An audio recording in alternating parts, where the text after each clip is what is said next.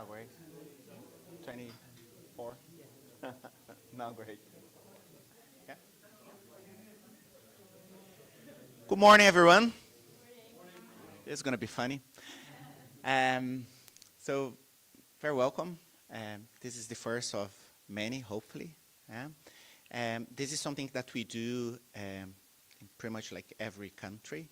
So there's a pre-season meeting where all the referees, they must be present. So this is an experiment.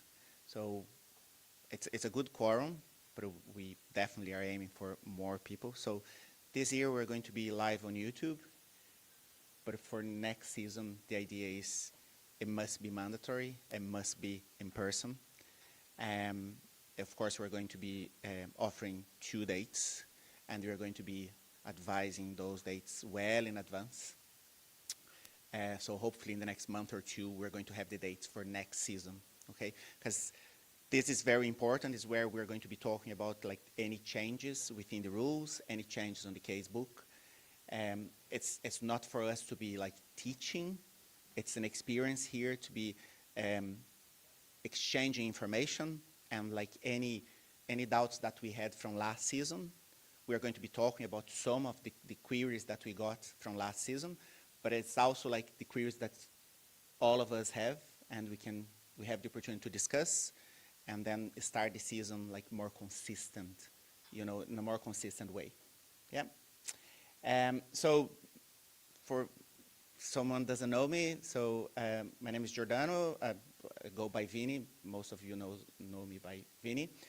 Maria from Cork is in the committee as well, and Aurelian. So probably most of you know the 3 of us. We're going to be talking, like probably all of you got the agenda. Yeah. So we're going to be talking about some of the stuff that happened last year and was a big problem for us, is the behavior of some of the players. And again, volleyball in Ireland is a very small community, so it's important that actually we stop that kind of behavior, because some of our referees actually are stopping refereeing because of that kind of behavior. And today we're going to be discussing some of the ways that we can stop and avoid getting to that point. Okay, so that's one of the things that we're going to be talking about. Some general housekeeping, okay?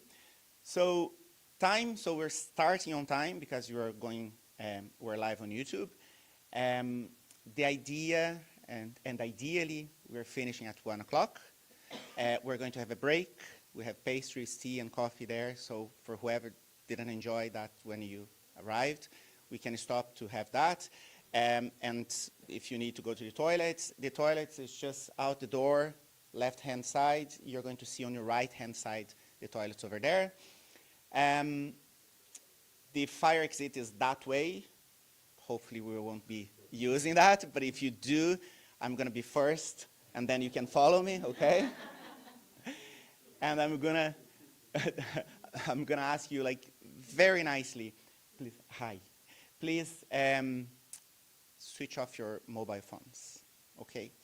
Normally when I'm delivering a course, and Aurelian as well, or Maria, we allow you to use your phones, and like here, I'm gonna ask you, please switch off your phones. Okay, thank you. Oh yeah, one more thing. So Aurelian is gonna give you like 2 pieces of papers. Just write down your name, club where you're coming from, so we have an idea who is here in the room. Thank you. Now, we talked about the agenda, so we're going to be talking about sanctions, delay improper requests. Why we're going to be talking about that? I told you about the sanctions and the delays and improper requests. We need to know the difference, because most of us are not applying them correctly. And the other thing is, like, volleyball in Ireland, it's a sport that's growing, but we still have a lot of issues when it comes to venues and the times that you have for those venues. So a lot of our games, they are going like way above the time, way over the time. So the idea is we're there to play volleyball, we're there to referee volleyball, and we have to avoid like any delays that they're not needed, Okay, so it's important that we talk about this. We're going to be talking about the Volleyball Ireland protocol. It's a little bit different from the FIVB and CV protocol. For the ones that actually are more into these kind of things, there's a new protocol that's available on the CV website. And it's very new. It's just out of the oven from 1st of August. So out of curiosity, if you want to go and have a look, if you haven't, it's very interesting to know, like the likes of the event that we had a few weeks ago. It's nice to be able to see what the differences are. Of course, we cannot apply the same protocol because, you know, we have the whole issue there. But it's important that as a referee, we know what that protocol is.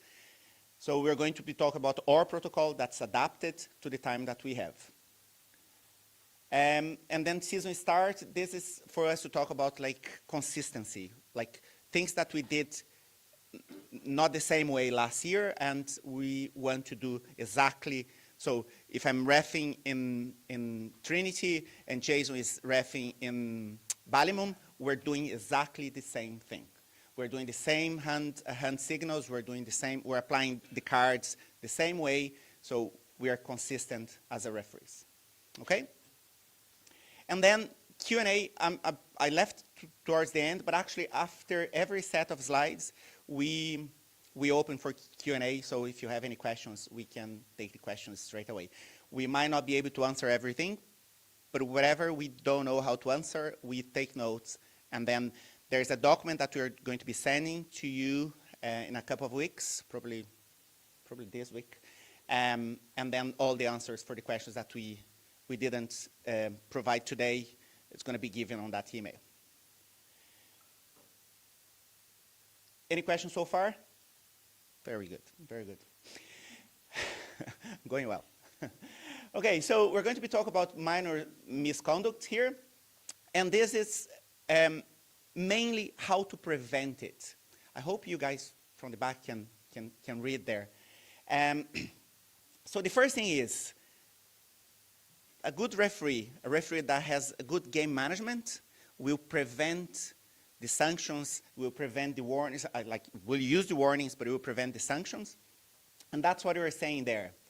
So it is the first referee duty to prevent the teams from approaching the sanction level. And how we're going to be doing that. So the first stage is issuing a verbal warning, okay? And this is important that you know, and I'm sure like everybody in this room know that. It doesn't need to be like the game captain. It can be the player that actually you need to talk to, okay? So we understand that actually any communication that you need, that needs to be done to the team, you go to the game captain, you call the game captain to you, but if you need like a player to be warned, you call the player himself or herself, okay? That's a verbal warning. The second stage, it's a yellow card to a team member that's concerned. Again, like we saw last season, some of the referees are actually calling the captain to give a yellow card to another player. That's not the case. You call the player and you give the card to that specific player, okay? Very clear. This form warning is not itself a sanction, so it's important that we know it's a warning, okay? And then we need to know that it's one yellow card only per game. We're clear on that? Yeah? Very good. Vinny, if you call it, like say if I want to sanction a player, they don't actually have to approach you. Like if I'm looking at the guy, you've misbehaved, you're getting the yellow. When you say you call it, you call the player. You call the player to come close. Yes, because that's going to make the scorers' lives a lot easier. And also, whoever is watching, like the likes of in Blanchardstown, if you're reffing there, like the league finals, okay, or the Association Cup finals, there are a lot of people there. If you just show the card and point to the player, you have 6 players. Yeah, it's important. Like again, the show is for everyone, and as I've seen before, like the score is actually very confused, and then it causes delays, you know. And you might want to explain as well why you are warning the players, you know, because you might not understand. So that could be a good. and players used to then then You escalate the situation into the group. no, if the player is refusing to approach you, then he's starting to delay the game.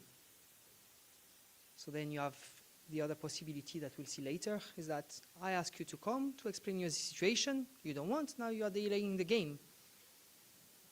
So then you can go to the other sanction scale, which is the delay sanction. We're going to be talking about that as well. Okay, so a minor misconduct. So I put the rule there, but that's not what we need to be focusing, okay? Deals with minor misconduct. That's the rule, 21.1, which are not subject to sanctions. It is the first referees do to prevent the teams from approaching the sanction level. I put that in red because I think this is very important. Once you go up there, like, don't show emotions, like you can feel it, but don't show it, okay? Because the players, they will notice that, okay?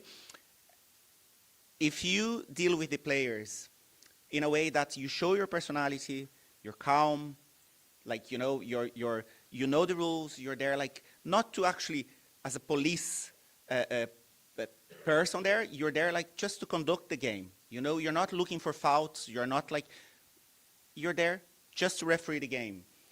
That should help you when it comes to sanctions and warnings, okay? Now, what is important here is that we know the difference between rude conduct, offensive conduct, and aggression.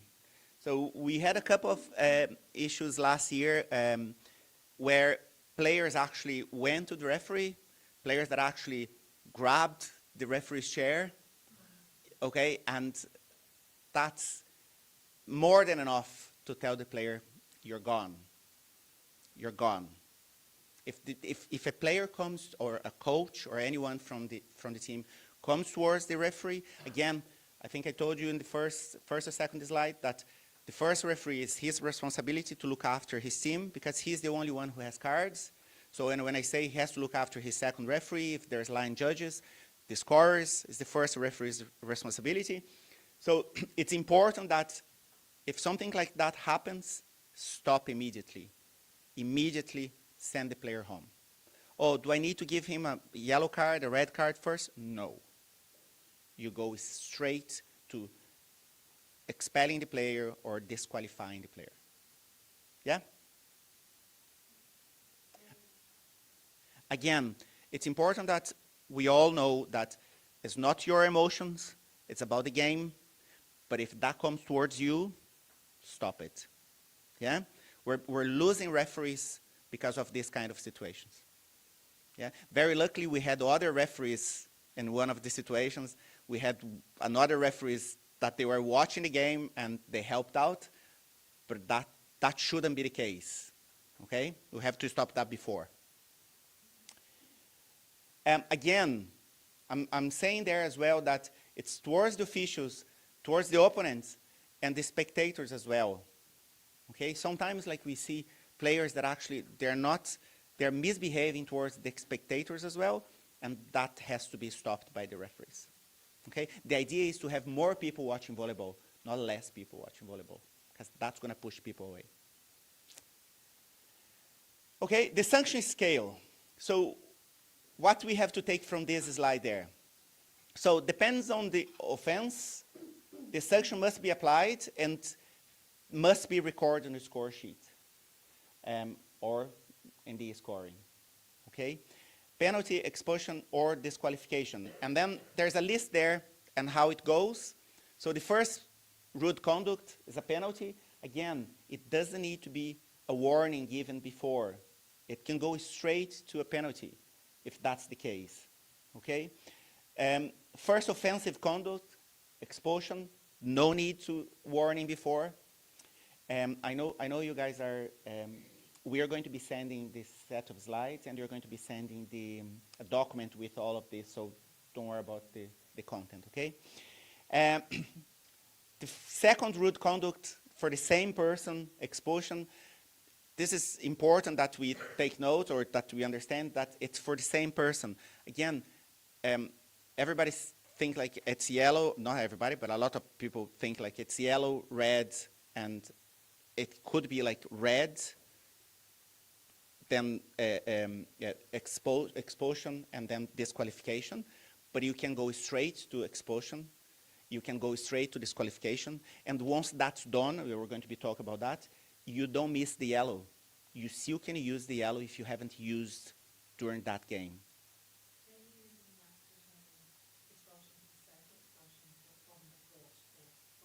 Well, so expulsion is from the set, and the player has to go to the, before it used to be the penalty area, which was like a chair that was on the side. Now the player has to go to the changing rooms.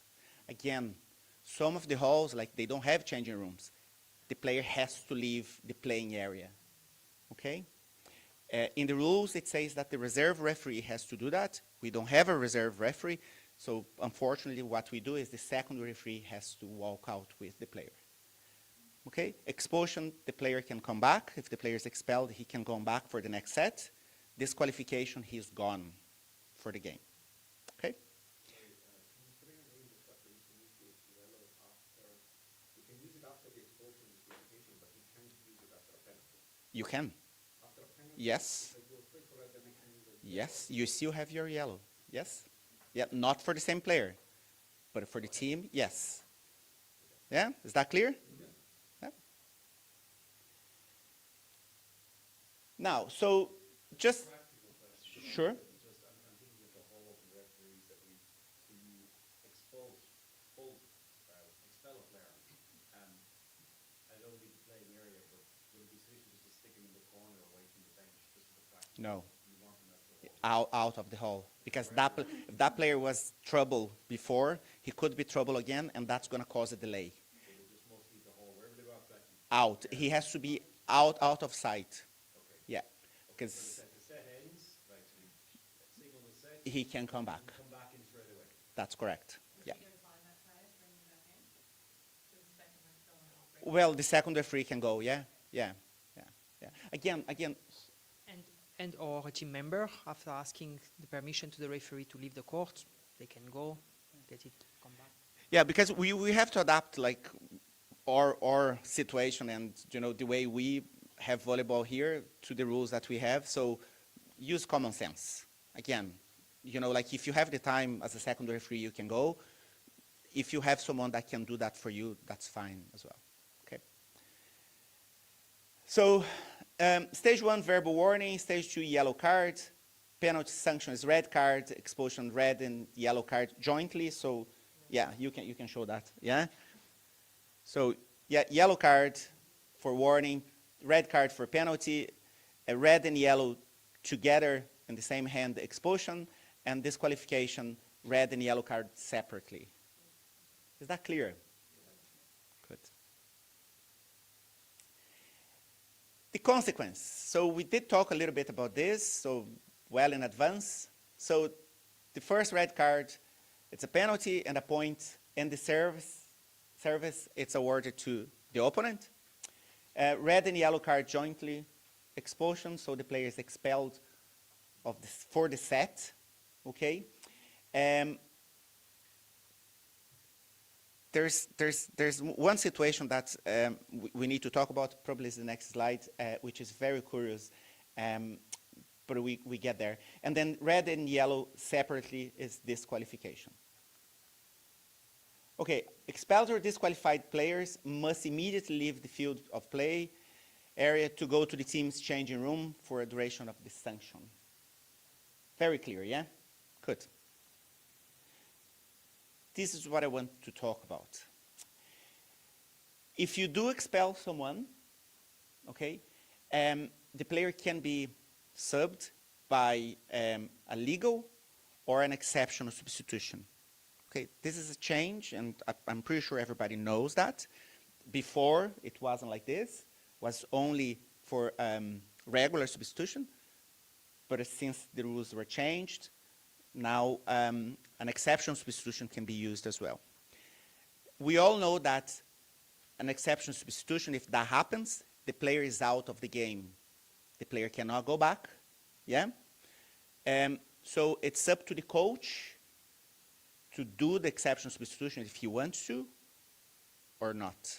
So if the coach says, no, I'm not doing the substitution, the team loses the set, if that is the case, and then that player can play again on the next set. So let's think about, like, my team is losing 24-10 that set, and that player is an important player. Why I'm gonna lose him for the remaining of the game? So it's up to the coach or to the game captain to say, we are doing the exception substitution, or we're not doing that. Yeah? How does that happen? The coach or the game captain has to tell the second referee what they want to do. But if it's in the second referee says you're out, you have a choice here, we have to let them know that you can do an except substitution consequences, or you can do a regular one. Well, no. If there's a regular one, that has to happen. That has to happen. No. The choice is, if the only choice you have is an exceptional substitution, you can refuse. The coach can refuse. If there's a regular one, he has to do a regular substitution. I did enter the match to start the match with 7 players. The 6 in the row. One of the regular players gets like expelled, and so the exception substitution. No. A libero cannot ever become a regular player. No. Then in that case, you lose the set straight away. Yeah. Do you write down the score sheet after the game? Any exceptional substitution must be recorded on the score sheet. Yeah. So in reality, what happens, you've more than 7 players. You've already done somebody substituting for somebody else, so you expel a player. You still can come back with that player. That guy doing exception substitution, he comes in, but by doing that, he's already kicking the other guy. The other guy is out of the game. Yeah. That's a very specific case, yeah. Well, it happens more often than we think, because in Ireland, a lot of times we only have like 7, 8 players, so that happens a lot in Ireland. It's just not, we don't use like properly, the rules there. Or maybe the coach don't know the rule and they say, no, I want an illegal substitution. So we need to know the rule. We need to apply. I wanted to ask which one we need to write down. I know the exceptions, we will do it, but after coach refused the substitution, do we need to write down the coach refused the place the substitution? The only thing you need to record if there's an exceptional substitution. If there's no substitution whatsoever, you just end the game, end the set. Yeah. Yeah. Yeah. Mm-hmm. And if the coach decides the exceptional substitution, the player still can come back and watch, or he needs to be out of the hall at all? Well, he's being expelled, so he can come back after for the next set, but he won't be able to play. He's not eligible to play anymore. He can come back, yeah, but he's not eligible to play anymore. Unlikely if he is disqualified, then he's gone. You have a player expelled for a set, goes off, except the substitution, he's not allowed to play again, can he come back and still play? He can. That's exactly his question. So now there's another incident where you need an exceptional substitution, and that player can back on and an exceptional. No, that player cannot play if he is not eligible anymore for the remaining of the game. Yeah. Okay, so application of misconduct sanctions. So all sanctions are individual sanctions. Yeah, we're clear? Because we have to understand that sanctions are for the players, okay? And delays are for the team. Talking now, it sounds very easy, but like when we look to the score sheets, believe me, there's a lot of there's a lot of confusion there. We get there. The repetition of misconduct by the same team player in the same match is sanctioned progressively. Any misconduct occurring before or between the sets is sanctioned according to Rule 21.3, and sanctions apply in the following set. Is that clear, the part in red? Very clear, yeah? If something happens in between sets, you don't do anything between sets. You wait, and you apply the sanctions or the warnings when the set starts, before the first service and the next set. Yeah? Okay. If you're going to expel a player, or if you're going to disqualify a player, you must call the game captain and let him know. You must do that. So the coach or the game captain doesn't put that player on the lineup for the next set. Okay? If you don't do that, then you cannot apply the sanction because you missed a step there. So make sure you call the game captain so you tell what's going to happen. So first you call the player, then you expel him, and after you call the captain? Well, if that happens between sets, you don't call the player. Then you call the game captain, tell the game captain, and then when the lineup is done, that player is not going to be on the lineup if they're clever enough. Then, before the first whistle, you expel that player. Okay? Then everybody knows what's happening. Yeah? Is that clear? Okay, so there's a video here. The quality was very good when I watched at home, and for some reason here, it's not the best. But what I want you to see is about coaches' behavior. Okay, so we need to understand that the coaches, they have a place where they have to be. Okay, and we have to make sure they are standing or walking where they're supposed to be. Okay. I've seen last season, some of the games I was watching, coaches pretty much playing with the players. Okay, we have to stop that. Coach is there to coach. Okay, so coach shouldn't be inside the court. So we have a few examples here. In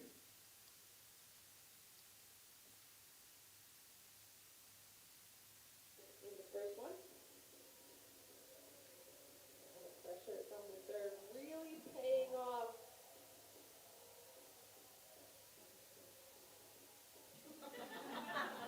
It gets worse. Oh, Paul's still alive. Not for long though. It's looking. Somebody on the left-hand side of your screen. He was adamant that that ball should have been ended. I think it was right there. I think it was that set from Misconduct. He just didn't like. Either way. Well, good thing that all the players kept playing because the ref was not ready to blow the whistle anytime. In the first one. I think it's the same one. Yeah, that's fine. Sorry. Okay, so that's the first one. I think I have another one here. So what should we do if that happens? Well, in that case, you don't stop the game. You don't stop the ball. You let the rally finish. And then after that, straight away. No, there's no verbal warning there. If the coach is inside the court, that's a straight yellow card. The question for you though is, in that, okay, I understand the game, the referee on the floor, but the coach has stepped onto the field to play. So in one context, you have an unauthorized object on the field of play. Yeah, if you notice, when he walked in, the ball was on the other side, so there's no interference. So if you stop, you're calling the attention. So again, if he's close to the play where the ball is being played, then yes. But in that case, no. So, yeah. And the other thing is, if the coach was coming, do you know the line that goes outside the court? Yeah, the attack line that you have yeah, but how do you say when it's, yeah, dotted, yeah, okay.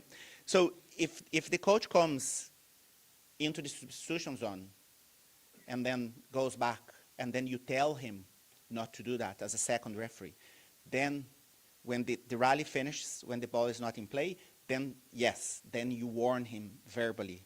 But when he goes inside the court, it's yellow card straight away. If that happens again, sanction. Okay? He can't be on court. That escalates very quickly. Yeah? But this is just it occurs during the rally. For for example, it win too early if the coach and you step on the line and tell something. Warn him. Yeah, that's not a yellow. Again, if that happens again, and then you have to go and tell the coach, what is that? He's delaying the game. Then it's a delay. A question though, maybe on that particular case, it wasn't just before. We had a previous section on rude, where gesticulation, whatever else. If you look at there's emotion, if you look at the coach, he was quite forceful in his support that obey play, hands in the air, blah blah blah blah. Would you consider that rude behavior? I mean, you don't have to be a coach, but you mean that was a very visual and Yeah. spectacular game, right? So I can tell, like, probably Dave, you're there, and Claudia, you're there. My last game in the finals, I had coaches like doing the same thing, and I didn't stop them, and then I had problems. So yes, if that happens, I would verbally warn and tell them enough is enough. I wouldn't tell the coach. I would call the captain, tell the captain, go and tell your coach, and then the next time straight away, because we can see that he's doing that towards the referee, and that's the problem. That was my question. Yeah. Again, it's up to us to identify, okay, was that just that emotions, like, and something like it's fine, or no, that's he's coming to me, yeah, and then you have to stop. First, warn the game captain, and then next it's yellow card. Because what I do find is you will take a decision, right? Okay, it doesn't matter. Coach doesn't agree with the decision for whatever reason, they have different viewpoints, and the show continues on the sideline. You know what I mean? And then you say, look, enough of this. And then what happens is the next play goes on, and then all hell breaks out. You know what I mean? With the coach next, but they're challenging your authority. Yeah, again, if something like goes way more than that, you can always go to a red card. Yeah, of course. Yeah, yeah. Again, it's common sense. If you feel that no, that's a rude conduct, yellow card, red card. Apologies. Yeah, you can. Yeah. The coach, the assistant coach, the physio.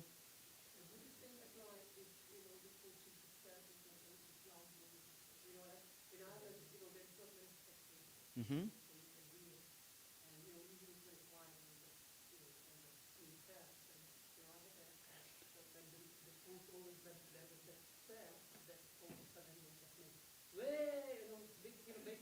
Trying to distract the server from the opponent. Yeah. So you have to understand that if it's just like emotion from the game, that's fine. If it's something that's disrupting the game, then you have to stop. Because that's not sportsmanlike, that shouldn't be like that. Then you as a referee, you stop that. Yep. Okay. You can.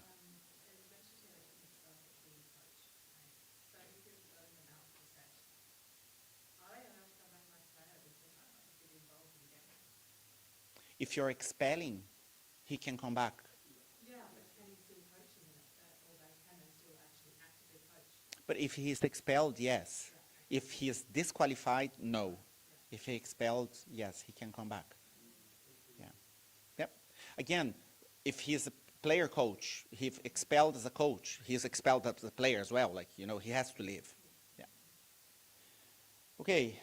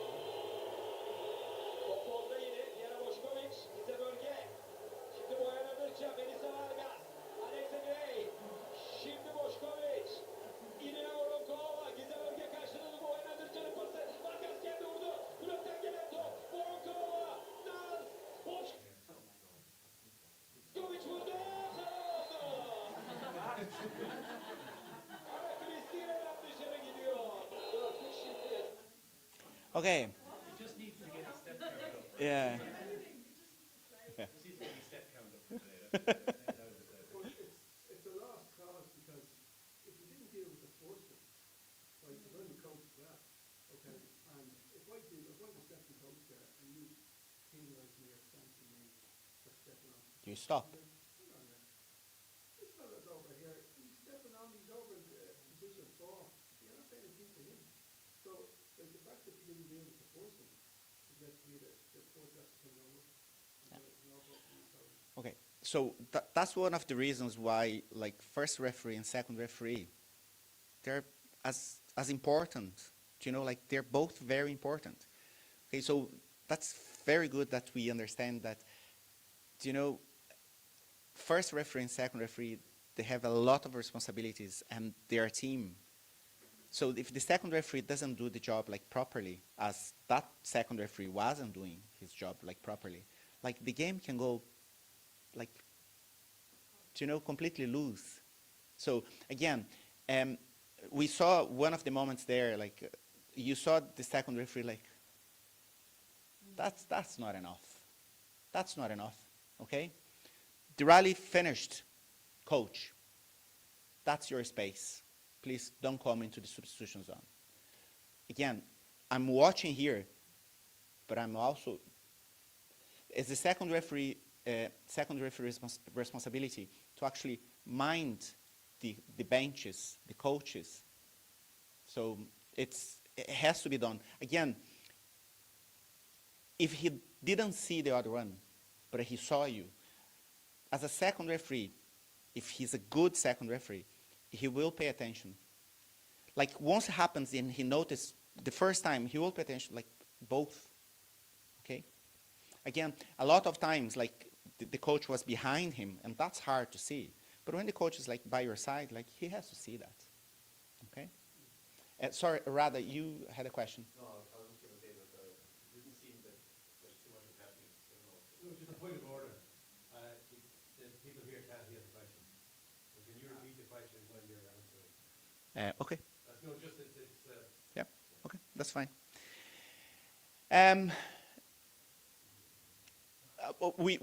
I thought, like I told you before, but like this is one of the important things. Like first referee has to protect members of the refereeing team because he has the cards, so it's his responsibility. And the second referee has to play a preventive role, controlling members' behavior. That's what I just said. It's the second referee who has to like, no, this has to stop. And then warn first, it didn't work, then he has to communicate to the first referee. If the first referee didn't notice, like first referee probably noticed it, and then the first referee has to action.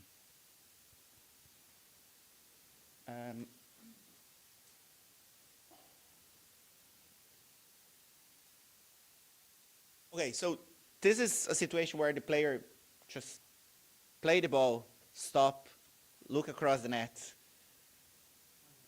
Yeah. And then there's a problem there. This happens a lot, okay? Yeah, yeah. So the important thing here, like, can you see the second referee? He entered the court and he stopped it. Actually, it says in the rules, in the casebook, it's there. The second referee has to go and intervene. Okay, so second referee walks and say, like, go away, no. And then the first referee has to sanction if it's needed or give a warning if it's needed. Okay, we did talk about this. Yeah, yellow card is to a person, an individual, and must be recorded in a score sheet. If it's forgotten, it's a problem because then perhaps you're going to have like 2 yellow cards in a game, and that cannot happen. The next step is a sanction. We did talk about that. Okay, if the first referee, okay, collect information. If the first referee is not sure what happened, perhaps he was following the ball and something happened on the other side, he can, once the rally is finished, he can collect information. He must collect information with his team, so the second referee, line judges, scorers, Okay?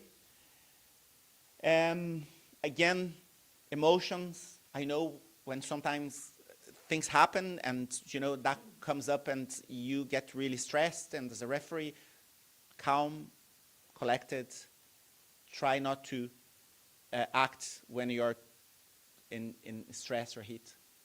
Sorry, Dave.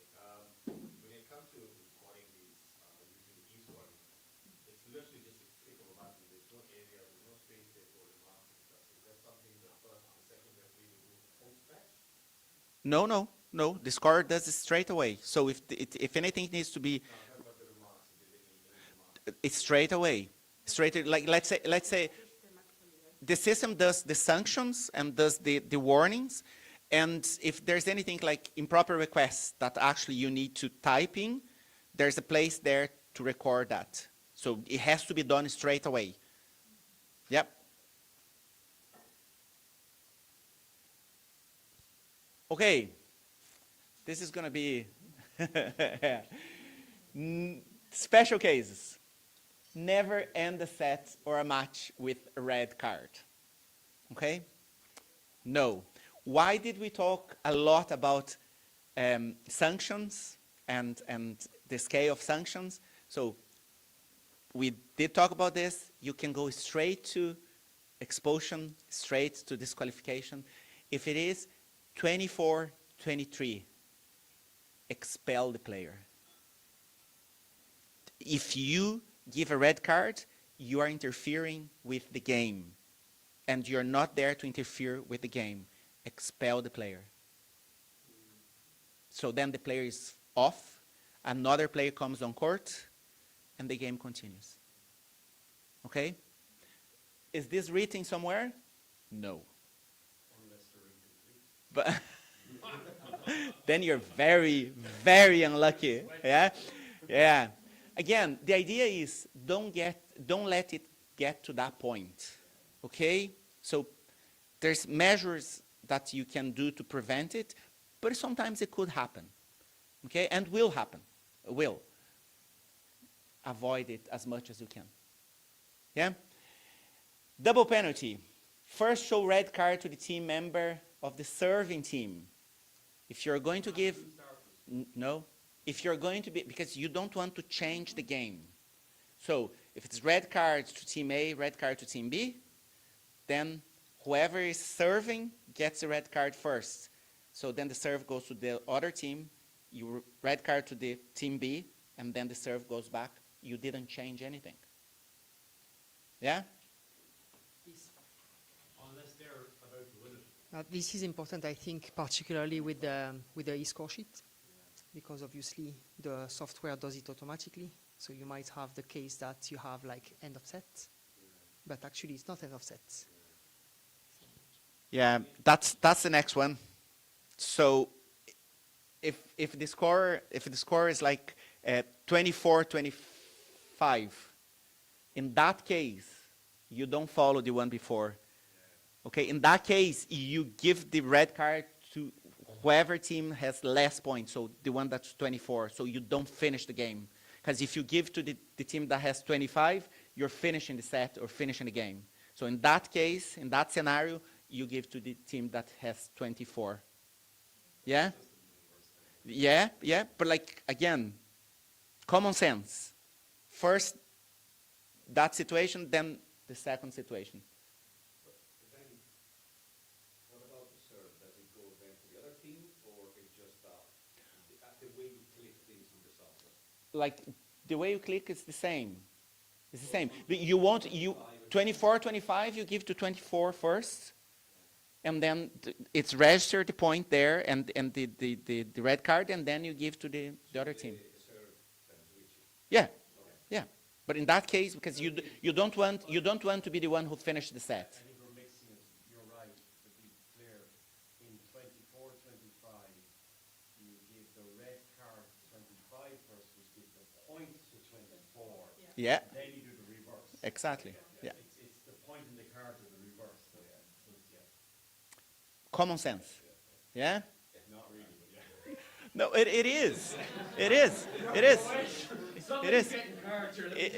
No, but it is. It is. Don't know why it is. It's common sense because you don't want to finish that set yourself. No, I agree. Yeah. It's just mapping this to what's going on the floor, yeah. In case of the opponent must be sanctioned with a heavier sanction, then you must show and record the heavier one first.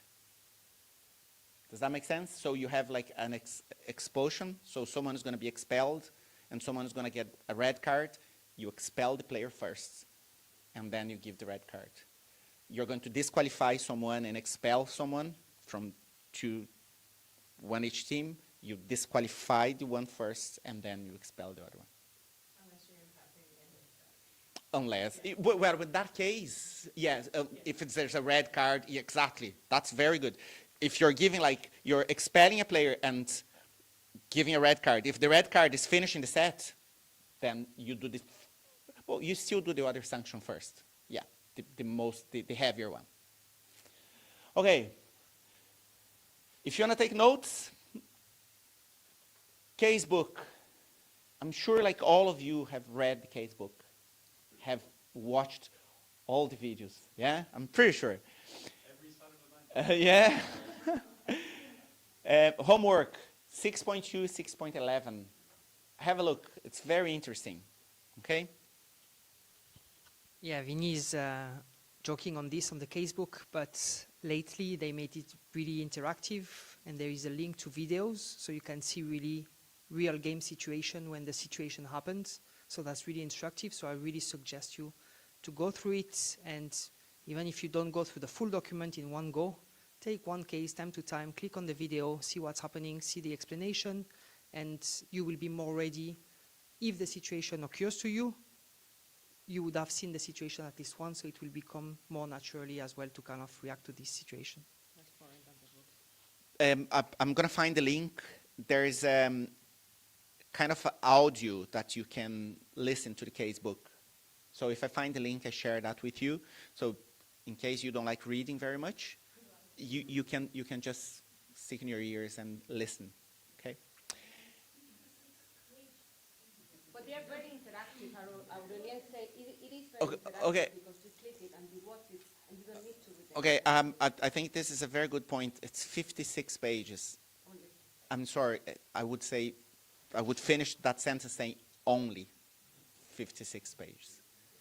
Okay? Only. You need to read that. You need to know that. If you wanna be a referee, you need to know the Casebook.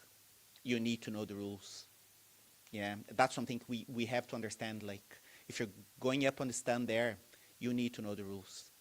You need to know every single situation. Okay? The Casebook will help you to improve your practice because you are going to see situations that they are not in the rules and you might have lived that. Remember the one touching the net with the hair, things like that. So it is good for you as a referee to have broader vision and more, and the example mostly are professional player or international. So it is good to see. One of the things that we're doing from this year is the new referees pathway, and this is basically practicing. You know, like we need to practice. That's the way we're going to improve. Okay? We can't be practicing bad habits. We can't be repeating incorrect rules. Okay, so we need to learn the rules. Like we should know the rules. If we're referees, we should know all the rules. And then practicing applying them. Okay? Referees using their personality can avoid showing unnecessary cards. But if you need, use your cards.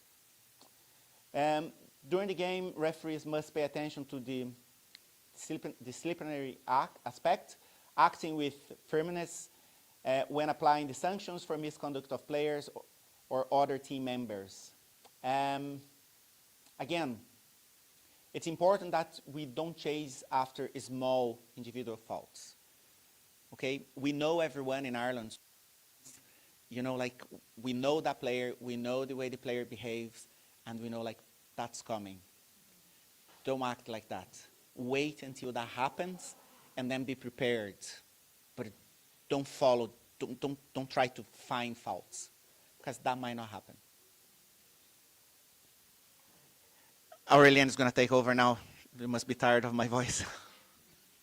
So after the sanctions, we're going to talk about game delays. So a game delay, it's an improper action of a team that defers resumption of the game is a delay and includes, among others, so delaying regular games interruptions. So remember regular games interruptions. We have like substitution, for example, timeout. Prolonging interruptions after having been instructed to resume the game. So we ask the players to come on court and they are still chatting, they are trying to lose time and so on. This is an example. Requesting an illegal substitution. So we send some player in the substitution zone and we request a wrong substitution. Obviously, that will create delays on the scoreboard and so on. Repeating an improper request and delaying the game by a team member. Any question on this, on the different case? Yes. Practical question, sorry, just to set context, since we all have it. I'm fully aware of, you want teams front court to blow the whistle, to come on, they're doing their cheer. Maybe it's not quite as quick as it can be. Second is tying their shoelace. Or try to could take you 10 seconds. Some people seem to want to do a full restrap of their shoe before the next point, right? And I appreciate the referee, you don't go till people are ready, but at some point, come on now.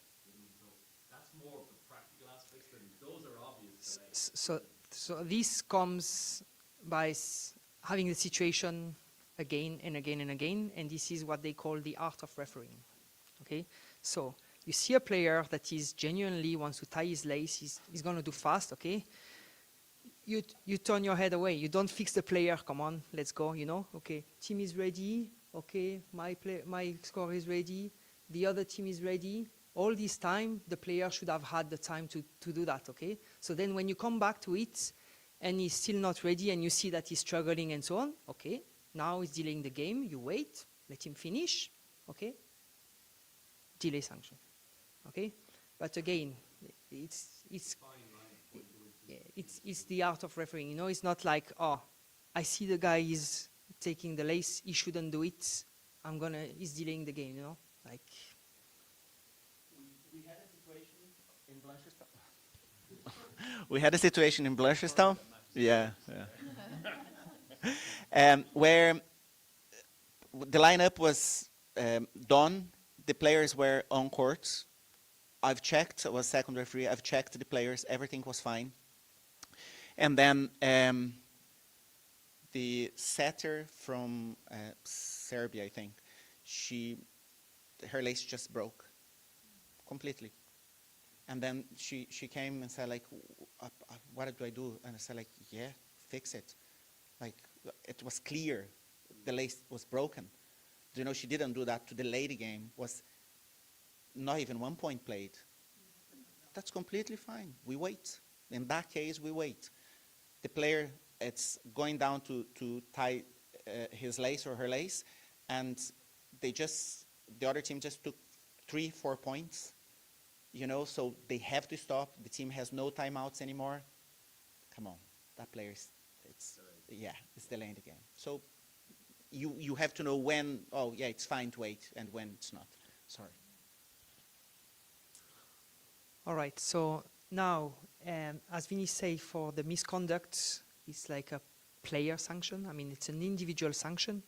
For delay sanction, so we have delay warning and delay penalty, and those are team sanctions, okay? So that's really important to notice, and those are two different type of sanction. Okay? It's not because you give a yellow warning for a misconduct that you cannot give a yellow warning for a delay, because those are two different scales, okay? Two separate process. So delay sanctions remain in force for the entire match.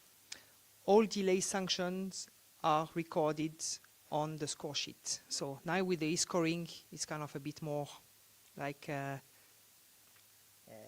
say, automatized. However, if we go to the paper score sheets, remember that we give a delay sanction, a delay warning or penalty with the letter D, okay? And that will identify the fact that it's a team sanction. Otherwise, it's like the player's number or the C for the coach. So that's where we distinguish the two different processes. The first delay in the match by a team member is sanctioned by a delay warning. Okay, so remember, we had the same for the misconduct. We have warning and penalty. So warning yellow, and penalty will be red. The second and subsequent delays of any type by any member of the same team in the same match constitute a fault and are sanctioned with a delay penalty. So a point and a service to the opponent. So same as for delay sanction, when we give a red for delay, it's point and service to the opponent. And you do have to process, as you. It is like Yeah, And when it is one like this. exactly. So we put the card on the wrists, yeah, on the side of the team that we are sanctioning. Can you repeat the part of these two separate processes? Yes, so there is misconduct sanction and there is delay sanction. You need to see that as two separate processes. Okay? So if you're acting badly, okay, and I think that now this is the limit before I'm gonna penalize you, I'm gonna call you to the chair and I'm gonna tell you I'm giving you a yellow card because now it's enough. Next time you're gonna lose points because next time I'm gonna go to the next step of the sanction.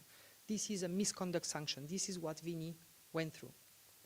But say that I gave you this yellow card and then end of the timeout, I call the team are not coming, okay, come, come, okay, now you're delaying the game.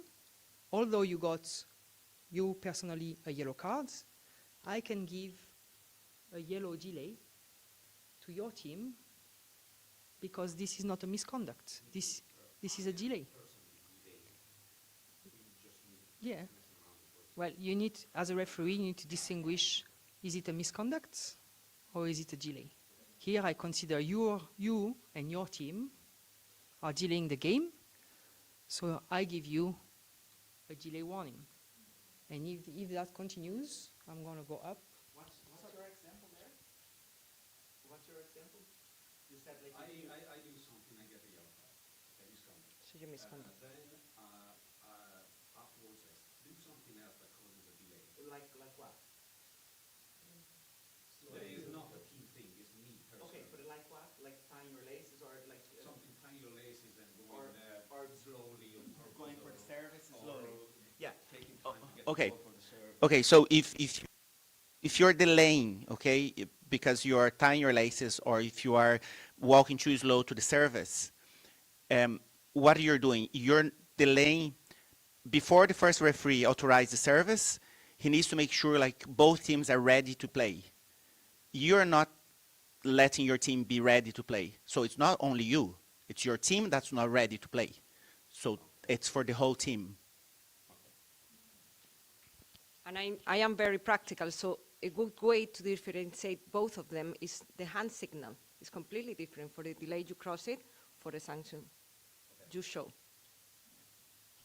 Kevin? I just think it's confusing to say you can only issue one yellow card.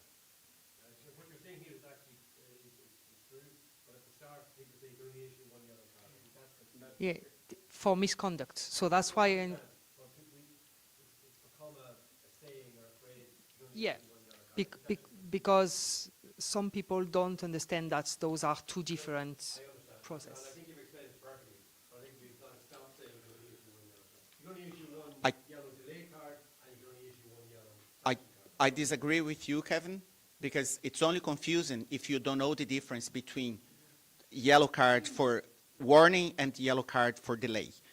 As a referees, it shouldn't be confusing because we know the difference between one and another. But it's not only referees.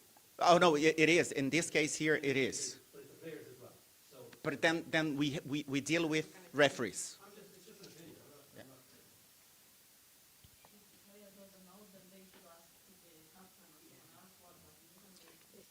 Yeah, I mean, that's a good remark that you're doing, and that's what all in the room we are facing every season, okay? We have some players often and some coaches sometimes that think they know the rules.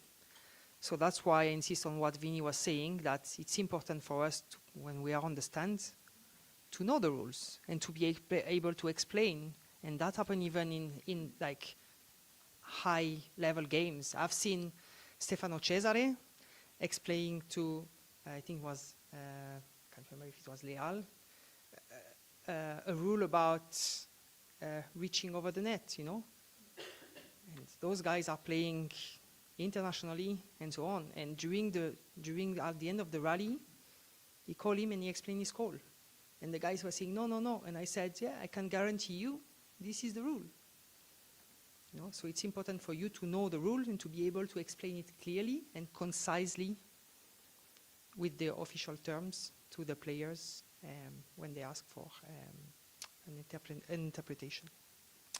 So if we continue on the delay sanctions, we were saying the second and subsequent delays of any type by any member of the team in the same match constitute a fault and are sanctioned with a delay penalty, a point and service to the opponent. And delay sanctions imposed before or between sets are applied in the following set. So same logic as for the misconduct. Sorry to keep on asking you, Michelle, but I can keep on giving delay penalties forever without going to exposure. That is the idea. Yeah, you can give one delay warning, and then every other delay is going to be delay sanction. Yeah. And delay sanction. But if they don't lead to an expulsion, like No, Mm. it's not misconduct. No, but they can lead to the end of the game. I haven't seen it, but I got some referee telling me that they went to delay warning, then to delay sanction, and it was a case that's what you were saying about a player didn't want to kind of come and so on. And he was refusing to come, so it was not in volleyball, it was in beach volleyball, but the system kind of is the same. And say like, okay, now you are delaying the game. Red card. Okay, the time that it's registering, are we ready to play? Tut, come. No? Okay. Again, and you're losing a point, and you're losing a point. And if you don't understand that you're going to make your team lose the set because you're delaying, well, that's up to you to deal that with your team, you know. It's not what we want to see, but at some stage, this is so. After 1 red, 2 red, 3 red, so, and we continue.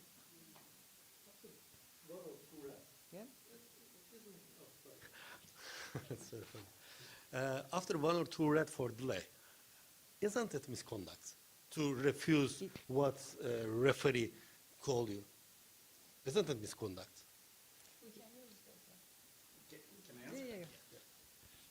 Okay, so if I'm delaying, let's say, come in. If I'm delaying the game because I'm taking too long to collect the ball to serve, I'm not disrespecting anyone. I'm not being rude to anyone. I'm just delaying the game. So I don't do that. For example, I want to show red card for delay. I call the player didn't come. I show red card for delay. Second time I call, second time. but why would you call the player for a delay? If it's a delay for the whole team, so you don't call the player. You just show the card. In this example, If you're going to explain why you're giving the delay warning or sanction, you call the game captain and explain to the game captain. refuse to come. But then you can sanction him. But it's not. It's a completely different thing. Yeah. But usually, okay, so maybe I went to beach volleyball because I referee beach volleyball, but usually this situation is handled by the coach. Okay, beach volleyball is not handled by the coach because there is no coach. But usually when the coach see the players and the team lost 1 point for this, 2 points for this, now if the coach is smart, will say, okay, now you, substitution.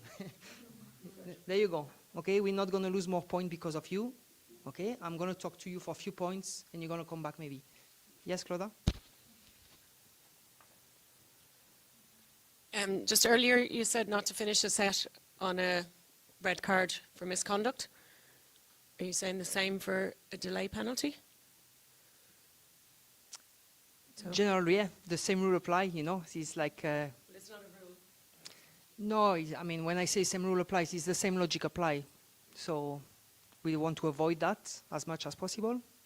That happened to me last year, and after this I discussed with Vinny, because that was a situation where I won, and then there was a bad behavior afterwards, and I said I cannot let that go, because they are not the show, you know, to kind of, we don't want to see that in volleyball. And for me, I said, okay, what's the next step after a yellow?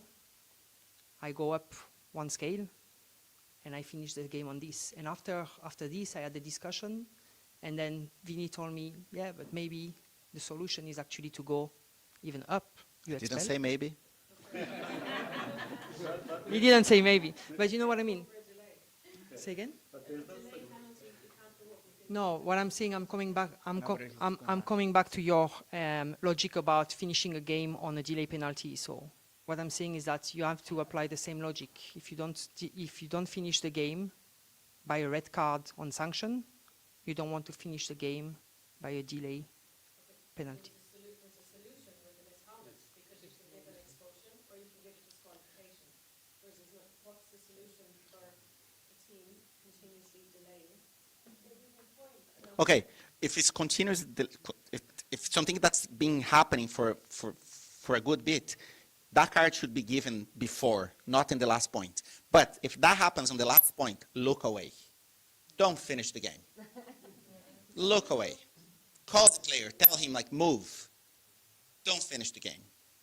You're going to be interfering in the game. Art of good referee. Yeah?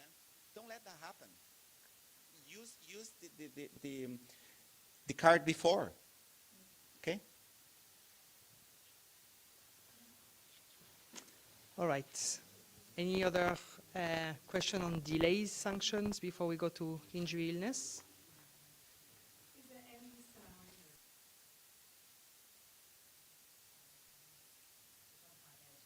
One particular server taking a ridiculous amount of time. Press the pressure. Sorry, Mary. My name's Jack. Is there any scenario where a referee would, I guess, consider an overturn from a delay of game because it's a repeat offence as a misconduct? So, for example, one server always kind of going past the time, the same person, finding every avenue to naturally delay the game? So again, every situation is different. Okay, if I point on your situation that you're explaining about a server spending more time, you don't even have to go to delay sanction or to delay conduct. Okay, takes more time. What is the sign? It's 8 seconds. They lost a point. You don't have to go to this scale. So every situation is different. It's you to make the decision, because you are here to kind of control the game. But as Vinny was saying, don't go to look for those faults and to sanction those individual small faults. All right? Injury, illness. So should a serious accident occur while the ball is in play, the referee must stop the game immediately and permit medical assistance to enter the court. The rally is then replayed. Yeah? So we stop the game, that happened, and we show rally replayed. If an injured ill player cannot be substituted legally or exceptionally, the player is given a 3-minute recovery time, but not more than once for the same player in the match. So this is when we have exhausted all the possibilities that the game cannot go on. So after legal substitution, no legal substitution is possible. Exceptional substitution, no exceptional substitution is possible. What we do, okay, 3 minutes. And after these 3 minutes, we assess the situation. Is the player ready to play? No? Okay, game won't continue. So then, end of set. Okay.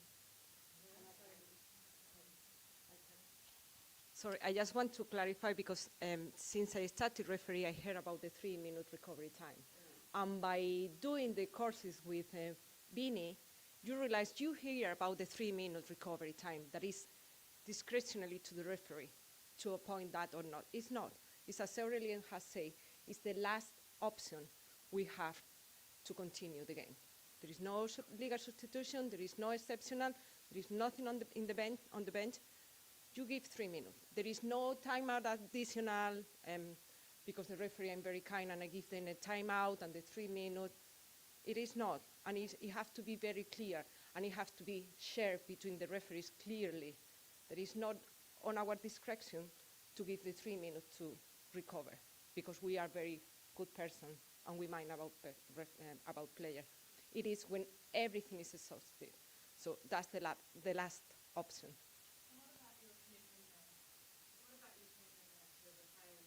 Actual health and safety and well-being on court. You know, I've been involved in a game where somebody has actually torn their ACL on the other side and has been immovable, right? Like beyond a timeout, 30 seconds, surely the referee has, you know, to support the physical position of that player of whether they should be moved in a 30-second timeout or beyond a 3-minute for their own safety. If the player cannot be moved... So there's no timeline on No, on the front then? if the player cannot be moved, we're not doctors. We're referees. We leave the player there. Like common sense. If the player can move or can be moved, 3 minutes if there's no other option. That's it. Okay, so in the first scenario, you stop until the player is able to exit the court, basically. Well, If it's a or can serious be injury. moved. Yeah. Or can be moved. Yeah. Okay? Yes. So when does the 3 minutes start exactly? When the medical people come over? Well, no, when the injury happened, it's when the injury happened, then you assess the situation. Who does that? The second referee comes on court and assesses the situation. Oh, the player cannot be moved. He hit his head. That's fine. We wait until someone is contacted, a doctor or someone, but not us. Oh, the player can be moved. The player is okay, but he cannot play immediately. Out. I think though, sorry, I have your mic. Oh, thank you for a ball. I think though this is a real challenge. We are not medically qualified, and I think practically, I mean, I understand the rule. Okay, there is no 3-minute rule. The player is injured. There must be a substitution, assuming there's a substitute come on. That needs to. It's how long does we wait for that substitution? Because we can't kind of go. In my lack of medical experience, I don't believe you. Get up. Versus how dramatic are they?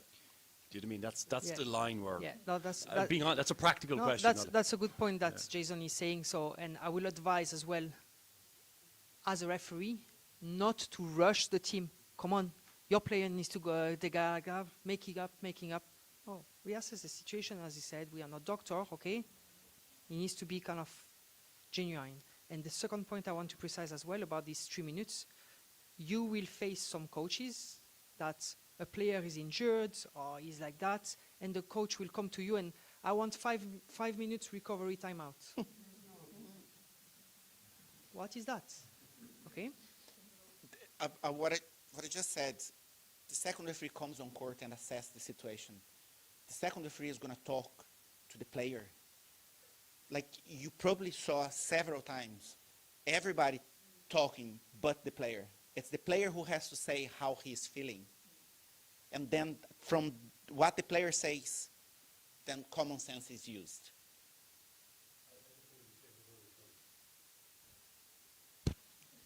I mean, what I always heard was when there's an injury, an incident, second referee comes on and says to the coach, is this a timeout or a substitution? The coach decides whether it's a timeout.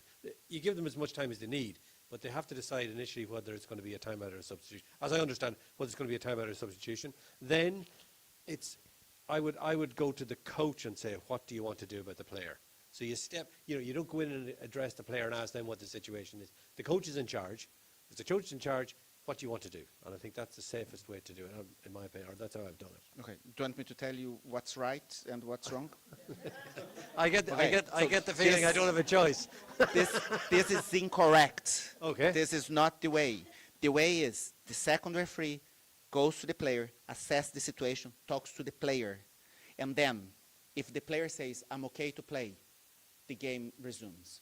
No, I'm not okay to play. Coach, game captain, you need to take the player out and put another player in. That's the way you're supposed to do. So when do you start? Then the second referee, after talking to the player, he talks to the coach or the game captain. So when does the clock start? Like once the second referee tells, like assess the situation, the player says like, oh, I'm not sure, 3 minutes. If there's no legal or exceptional substitution, okay? It's the second referee who tells like, yes, he might be able to play 3 minutes. Yeah. So then on that, just continuing that, sorry, I don't have a mic, but then on that, thank you. Then on that, if there's a legal substitution possible, you assess he's not able to play, coach, you need to execute a substitution. You need to. Yeah, okay. That's correct. Claudia? Or if it also takes the coach, would you like to take one of your timeouts? Correct. Well, like, Could they take their timeout? again, the timeout, like, it's not something like we should suggest. If the coach wants, great, but it's not something the referee will suggest. Okay, but if the coach says, what are my options? You can Then say you can tell him, substitute like, them you now, d- or you could take your If- own timeout. Yeah, so the second referee will say, like, yes, you have a timeout, you can take a timeout. Yeah, Okay, and the second referee But we shouldn't be- would know if they've already used their timeouts and if they've already the second referee should know. used all their substitutions. So we should, as second referee, we should be saying, you know, you have no substitutions or timeouts, so You have an exception Yes. substitution. Would you like to do that? Yeah. okay. That's how important the second referee roles is, to know like how many substitutions have gone on that set, how many timeouts. Like it's important that second referee is knowing all of it. You're good? Doing the job? All right, we're going to try to speed up a bit. So we talk about the 3 minutes recovery time, but no more than once for the same player in the match. And if the player does not recover, his or her team is declared incomplete. Yeah? It's not about injury. Like you said, the point needs to be replayed. But if you see the point was scored, for example, someone hits and then hit on the blocker and went to the antenna and then he got injured on that time, the point needs to be replayed, or because the point finished before, it's point for the other team. It depends when you whistle, I guess. If you consider that basically the rally ended, so if the rally ended and you have taken your decision, it ended and this team has won the point, you know, then you don't need to replay the rally. All right. You know what I mean?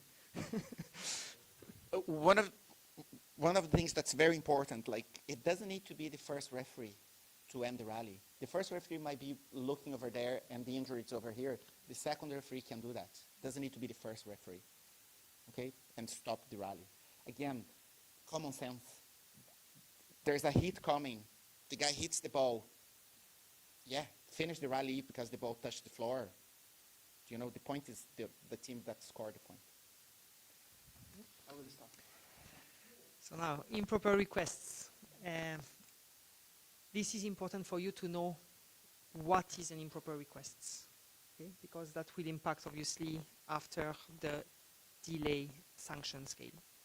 So it's improper to request any regular game interruption during a rally or at the moment of or after the whistle to serve. Aurelian, how many of you have used improper requests? Hands up, hands up. No. Seriously, hands up. Who used improper requests ever? Okay, so we have like four. Well, I hope as a referee. Yeah. Okay. Thanks. Okay. So yeah, so we can see that 4 people as maybe 25, 30 people around here. So yeah, it's important to know what is improper request. So we're saying during a rally or at the moment of or after the whistle to serve. Then improper requests by asking regular game interruption by a non-authorized team member. This is really, really important, particularly for the second referee.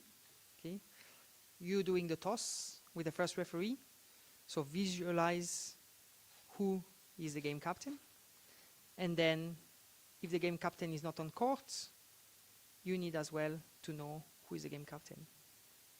And then you know that coaches and game captain have some rights to kind of do some requests to you, but the other team members should not.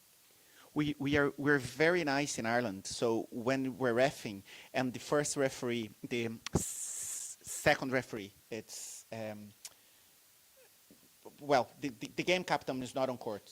So the captain of the team is not on court. The second referee must know who is the captain on court. Must know.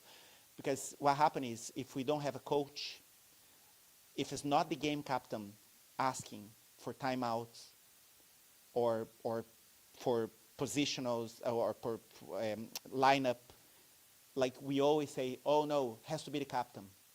We have to register improper request. It's not the game captain. It's not the coach. It's not the game captain. If it is the game captain, but we have a coach, it's still an improper request. What do? You finish the rally if the rally is being played, and then you go there, show the hand signal. Do you know what's hand signal for the improper request? Do you want to show? No? I don't know it. I didn't know officially that there was an improper request hand signal. There's no hand signal in the rule book, okay? But what you do is, first of all, the rally ends, then you tell your first referee, you tell the coach, and you go and register that. The way you do is say, coach, I'm registering improper request. That's the hand signal. I'm registering improper request. And then you do that. And if the coach doesn't know why, you explain why. Do you know, a few times, some of you that I've refed with, and Aurelian, I'm sure you do the same, who is the person we look last before the service? The second referee. Always the second referee. Why? Because I don't want him to be whistling for a substitution coming or for a timeout coming while I'm whistling, authorizing the service. So we are not whistling together. If I'm seeing that something is coming, I stop. Okay? But if I whistle for the service, authorize the service, and then there's a request coming from the coach, that's an improper request. That shouldn't happen. Did it delay the game? No, it didn't delay the game. If that delays the game, then it's a delay warning, a delay sanction. That's why it's so important that we know the difference. All right. So remember, okay, that's the same for that's the same for a challenge, okay? But we don't have challenge. But say again. If you have a coach, you're going to show that to the coach. If you don't have a coach, it's the game captain.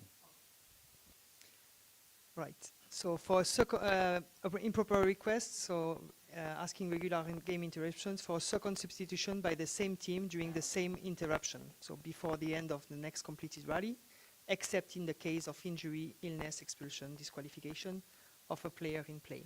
So remember, yeah, there was a substitution happening, rally started, yeah, we replay, and then the coach is sending another player to substitution, no, because we replayed, the rally is not complete, so it's not allowed. And after having exhausted the authorized number of timeout and substitution, so remember that we need to let the coach know that they have reached 5 substitution, 6 substitution, so no more substitution. Same for timeout. You had gotten 2 timeouts, so they have the right to request, have I a timeout left? But it's different than timeout, please. Okay.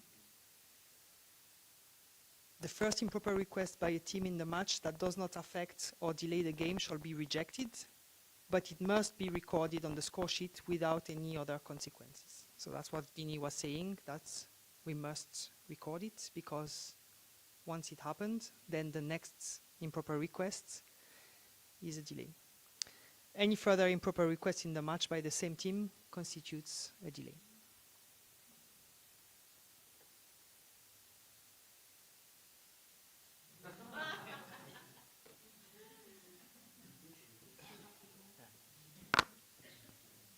That's why it's so important to know what's the difference between delays and improper requests. Because after the first improper request, the second one, it's going to be a delay. If it's improper request, if it doesn't delay the game, it's fine. But if it delays the game, it's a delay. If it's an improper request, it's the second one, it's a delay. Okay? Do you know what's so, this is so important, and we need to do that, like, it has to be a habit.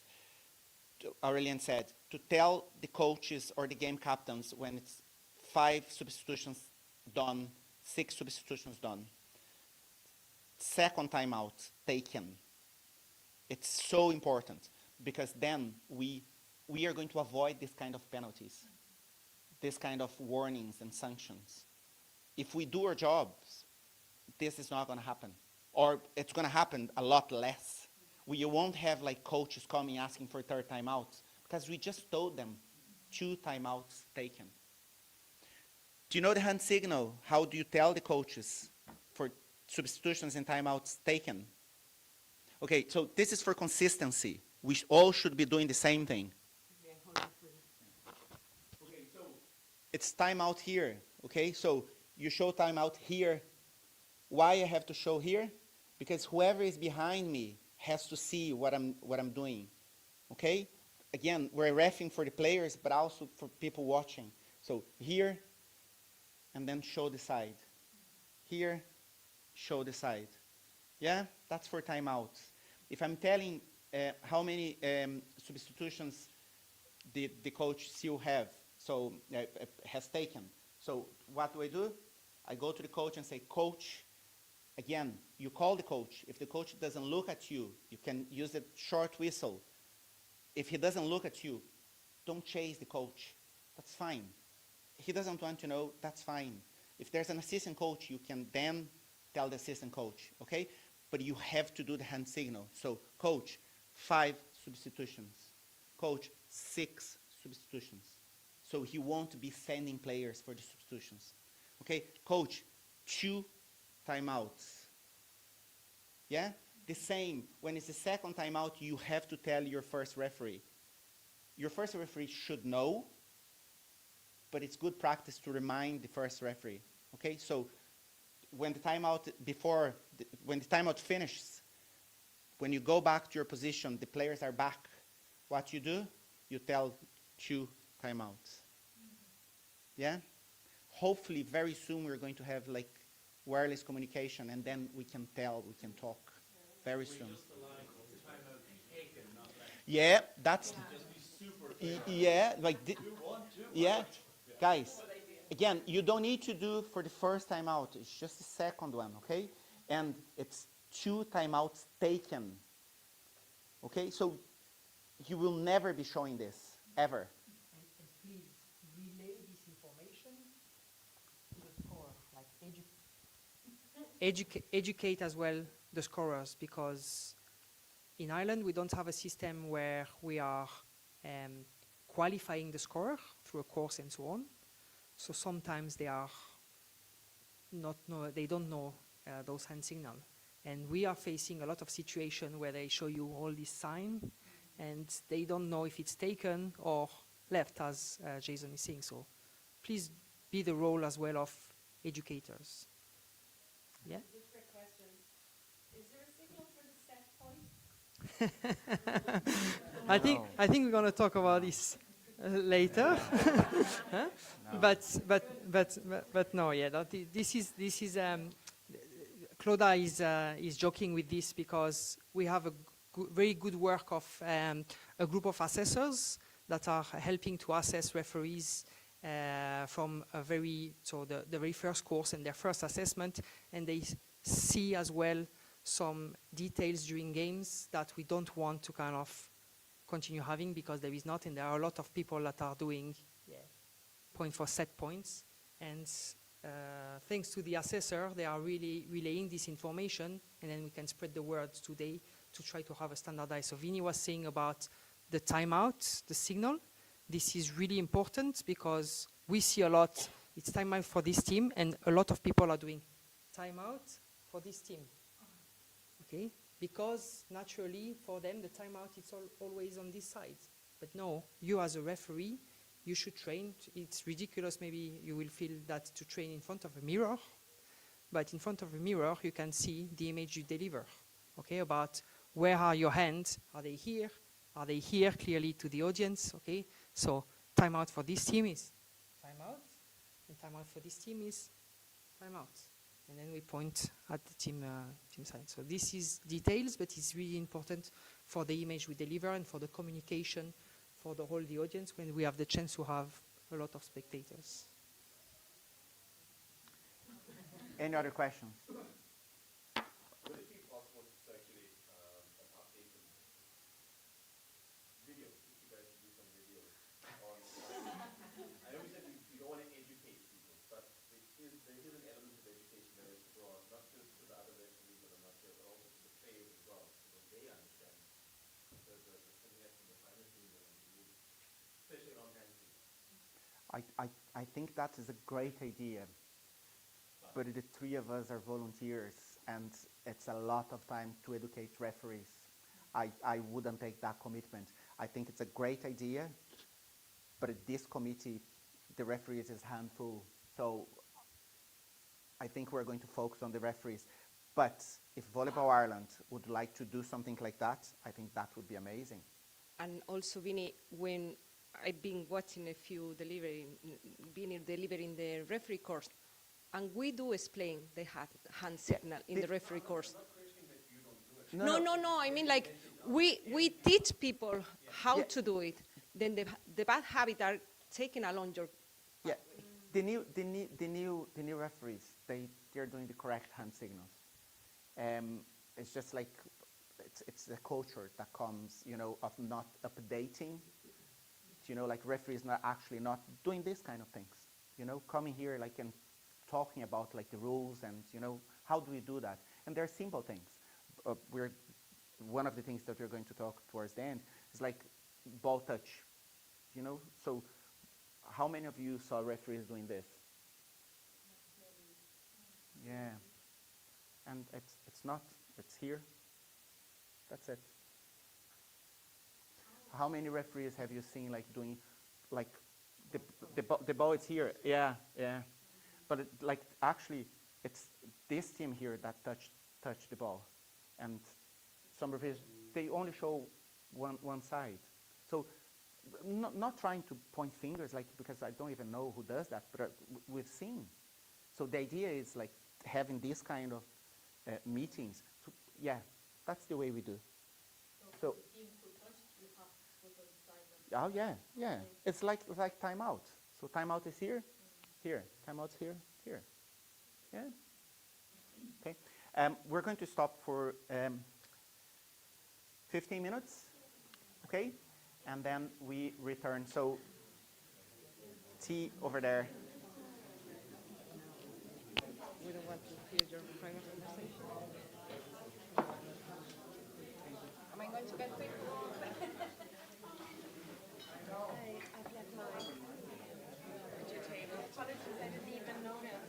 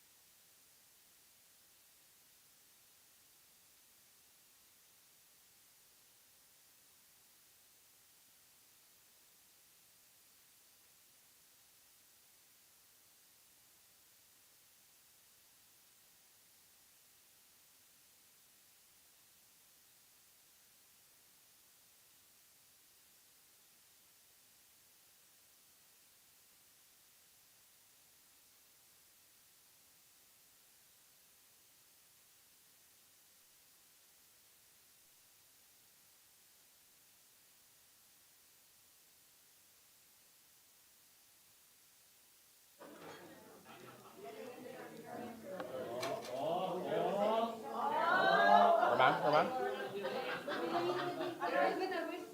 Where's my team?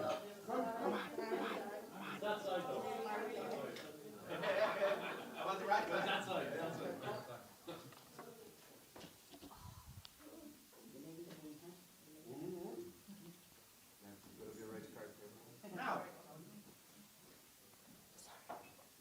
there's one thing that's not.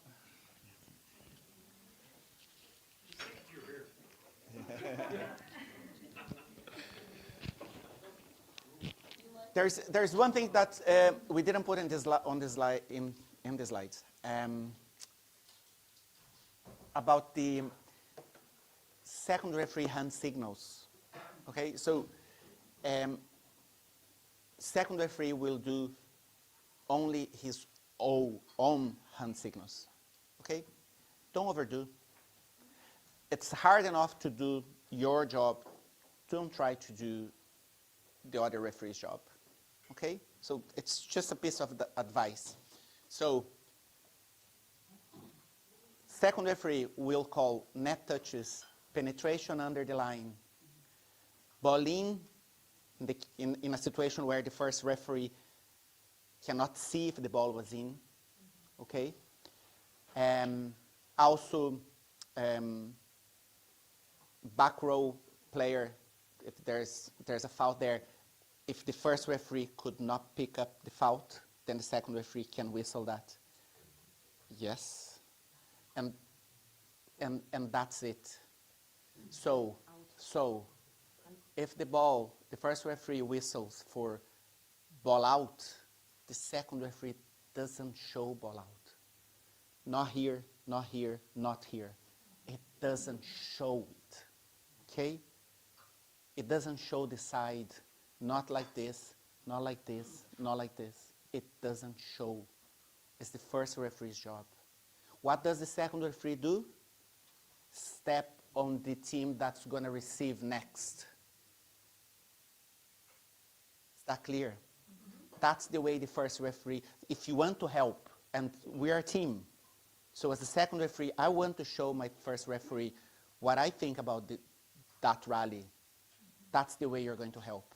Step on the team that lost the point, lost the rally. It's going to receive next. Okay? I think there is one important point related to the second referee. Most of the women... Only one? I know a lot. Sometimes the second referee, instead to look like to the net or like they just... Again, this I hope that goes without saying. Okay? Play at the net.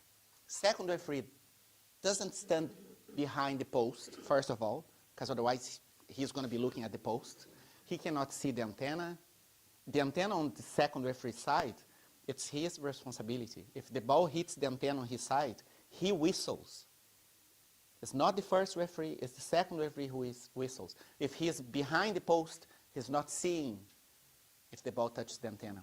Okay? So he's going to be like beside the post. Okay? And his movement is going to be in H, letter H. Yeah? So if the play is there in 4, he's going to step up. If the play is like close to him, he's going to step back. Then the ball went to the other side. Okay? So he's here because he's watching the block. Oh, the ball is played on this side now. He moves to the blocking side. But I'm sure you know that. Good. Yeah? This movement is really to avoid, this movement is really to avoid, we see it sometimes as well, second ref that are, this is... Well, if you are blind, go to Specsaver, get an eye test, and correct it this way. I think like one of the things that's very important to be a referee, you need to have credibility. You know, like if you're doing something like this, if you're going to call ball in or ball out, nobody's going to trust you. The ball could be in the middle of the court, like they will dispute. So, Just for alignment, okay, we look at it. Just for alignment on the second referee wishes to call a fault. But the first referee hasn't, so he's followed the ball. And the second referee is called a fault, right? So, and for example, the ball is, or it's clipped the antenna, for example, right? So So he blows his whistle, or her whistle, like, interrupts the flow, no problem. The first referee looks up, why did you blow the whistle? Right, fair enough. At this point, this is where you need to be consistent, right? Do you indicate side in the fault, or do you indicate the fault and let the referee make the side? Well, we just need to be consistent. With well, no. Like if I whistle, I do my job. So I called like antenna. Okay, I'm second referee. I called antenna. I whistle. I move to the team that I made mistake. Yes. Okay, and then I show the fault. Look to my first referee, and then I mirror what he does. That doesn't change. Yeah? Again, this is very important. I whistle. That's the first thing. Then I don't move showing the hand signal. I move, stop, and then I show the hand signal. Okay? But that's really important. I know this is what we do, but this is a different flow, because as a second referee now, I say, move to side, I stop. I'm not indicating, I've just given the first referee the decision, say, this is out, this is my recommendation. Yeah? The And first is a clear ball then. Yeah. So we're all clear as a rule, right? yeah. Again, if the first referee thinks differently, then he might call something else. Yeah. He might saw something that I didn't see, but I have to call my fault. Oh, the ball, the player hits the ball touches the antenna and the ball goes out, very out. I still have to call the antenna. Even if the ball is out and the first referee is going to whistle, I whistle. I do my job. And the first referee is going to do his job or her job. Is going to whistle the ball out. And then what I do is I look, there are two whistles. What do? As a second referee, I wait for the first referee. And whoever he calls, I'm happy with that. If it's something, oh, no, my fault happens first and that changes the point. Oh, then I go and tell the first referee, listen, there's new information. If the first referee calls you, in general, a good first referee will call you, oh, wait, you don't agree? Let's collect information. Yeah? Just what you said about second referee following the ball. If the play is at the net, the second referee stays at the net. The first referee follows the ball because the first referee is watching the attack. So once the attack is finished, there's no foul at the net, he follows the ball. The second referee stays on the net until everybody has landed safely. Everybody landed safely. There was no foul at the net. There's no penetration under the net, penetration under the net. Then yes, then I start following the ball. And just I want to add to what Jason described very well about the sequence and so on as well. Please, as a referee, particularly as a second referee, I see that sometimes we need to be ready. We need to be ready to whistle when the fault is happening. So it's important not to have the whistle in the hand, okay, or just to have the whistle hanging and to be, I'm ready. No, you're ready when you have your whistle in your mouth and you are ready to whistle as soon as the fault is happening. Why? Because if there is a fault that you whistle and the first referee is whistling as well for a fault, it might be a simultaneous fault, or it might be a fault that is committed first and the other fault is committed after. So the timing as well is really important, and you will manage that only if you are fully ready with the whistle in your mouth. So if you are first and you have your second that has the whistle hanging, don't start the rally. He's not ready, so make him a blink blink whistle. Yeah. What's okay. the noise? we are no, but I'm joking. But that's where the communication system helps a lot, because we don't want to kind of say, "Hey, come on, put your whistle in your mouth." No, that's not what we want to display. So we need to be ready to whistle. I guess when Vinny was talking about what the second referee whistle or how do they need to act, we need to remember also that we are a team. So if the first referee is the one assigning the point to the team. So if you as a second has a different opinion, don't whistle to catch the first referee attention, because I also say that, and the second referee doing no. Everyone is watching you. The Yeah. coaches. Yeah, I think this is very good, Maria. Oh, you want to move? No. I think this is so good. I've seen, and it has happened to me. And to me. First referee calls something, everybody else goes with him. We're a team. If you disagree completely, goes with the first referee. Like, I was reffing another day, I whistled something, I whistled touch, and my line judge, immediately, if I whistle something different, the line judge goes with me. Does he don't call the attention as a second? It Don't call the kills clearance. me. Kills me as a first referee if my team doesn't play with me. Okay, the other thing is whistle only what you see. So it's not your opinion, it's what you saw. The other thing that Aurelian said, going back there, that's so important. You need to know the rules, to explain the rules if you're asked. Short, quick, but you need to say, oh, what happened if the game captain comes to you? There was penetration over the net. You killed it. Oh, no, I saw penetration over the net. That's it. Penetration under the net. There was a net foul. Simple sentences. That's it. Oh, there was a positional foul. We all know the difference between position and rotational foul, yeah? So there was a positional foul. How do I do that? A whistle, a second referee whistle, move to the team that's, well, he's going to be on the team probably because he was receiving. So whistle, show both players. That's it. That's it. Okay? Don't point. Don't call. Extend your hand. That's it. Simple. Oh, who, if they come and ask, where did that happen? Player number 7, player number 5. That's it. Yeah? Good. Otherwise, we're going to be here until 5 o'clock. Protocol. Consistency. We need all to do the same thing from the first game to the last game of the season. Okay? This is what we could adapt to what we have here. And there's some things that we do the same and some things that we don't. So we have to be there ready 30 minutes before the game starts. You need to be ready.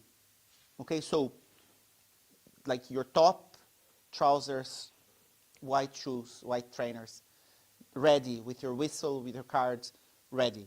Okay? What you have to check? Registration IDs. We need to check that, yeah? Players list, yeah? Players number, if it's possible at that point. The players, according to the rules now, the last one, they don't need to be wearing their jerseys, their playing jerseys, before the warm-up at the net. Okay? So that's fine. You can leave that for when they are warming up at the net. Okay? Net height and tension. We don't put up the net. We measure the net. But we don't put up the net. The net, this is done by the club, the home team. Okay? Because if you're going to help to put up the net, you're not going to have time to do your job. Then you didn't check the cards, you start the game, you didn't check the cards, and then you're going to have problems, not the home team. Do your job. Everybody else should be doing their jobs. Our job is hard enough. Okay? You need to check the ball pressure. Who does that? Second referee. It's not the first. I'm going to help. Do your job. Second referee has to do that. 2 balls. 2 balls. Some of the venues, if you go into the venue, piece of device, look up there. If you see more than 3 balls, get 3 balls ready. Get 3 balls ready. I've seen games stopping because 2 balls went up in the first set. 3 balls. Just making sure that you're covered. Yeah? Do you know what the ball pressure is. You don't need to. It's there. It's written in the ball. This is the kind of thing you don't need to have from the top of your head. Everything else you should.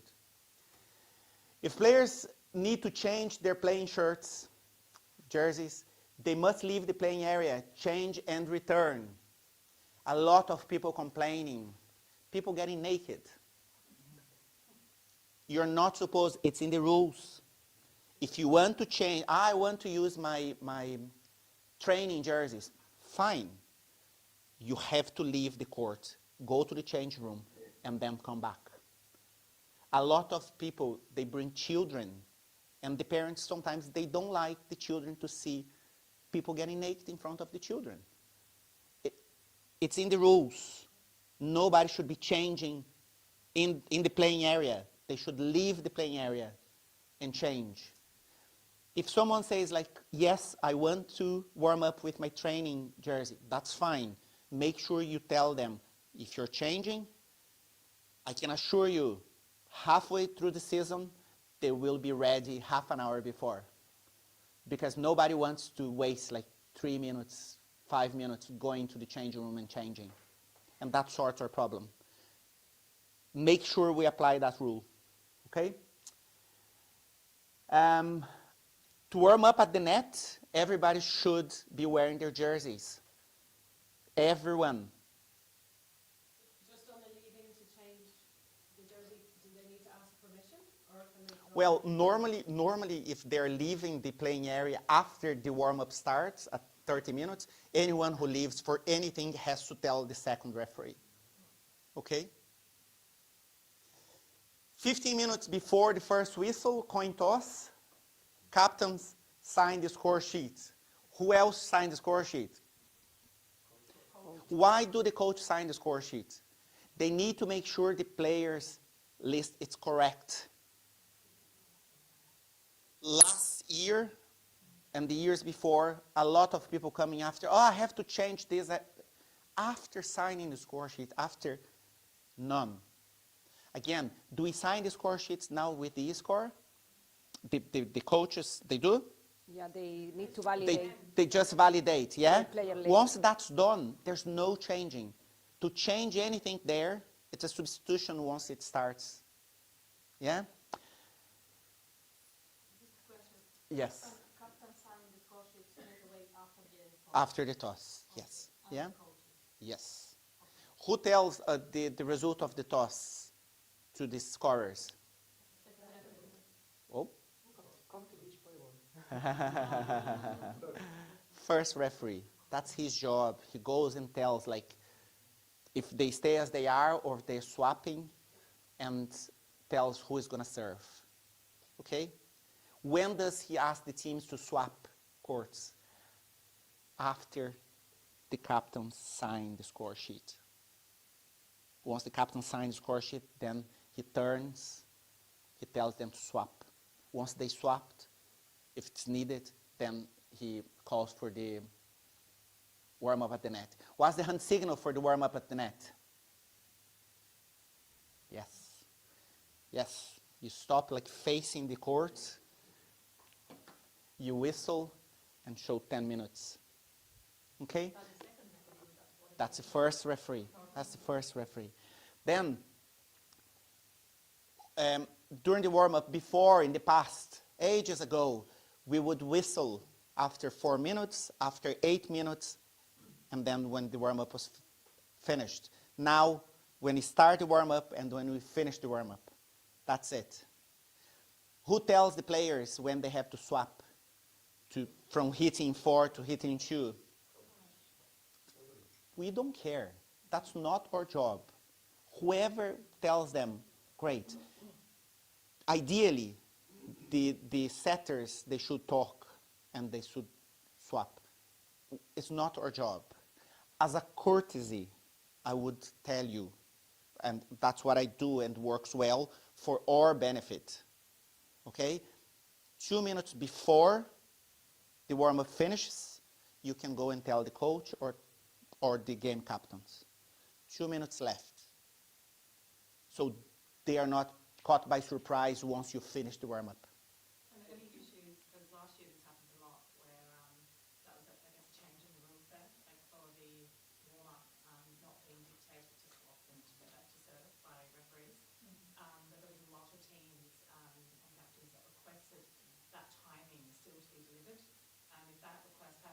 year again? Can we still honour it for No. the benefit of the game? No, consistency.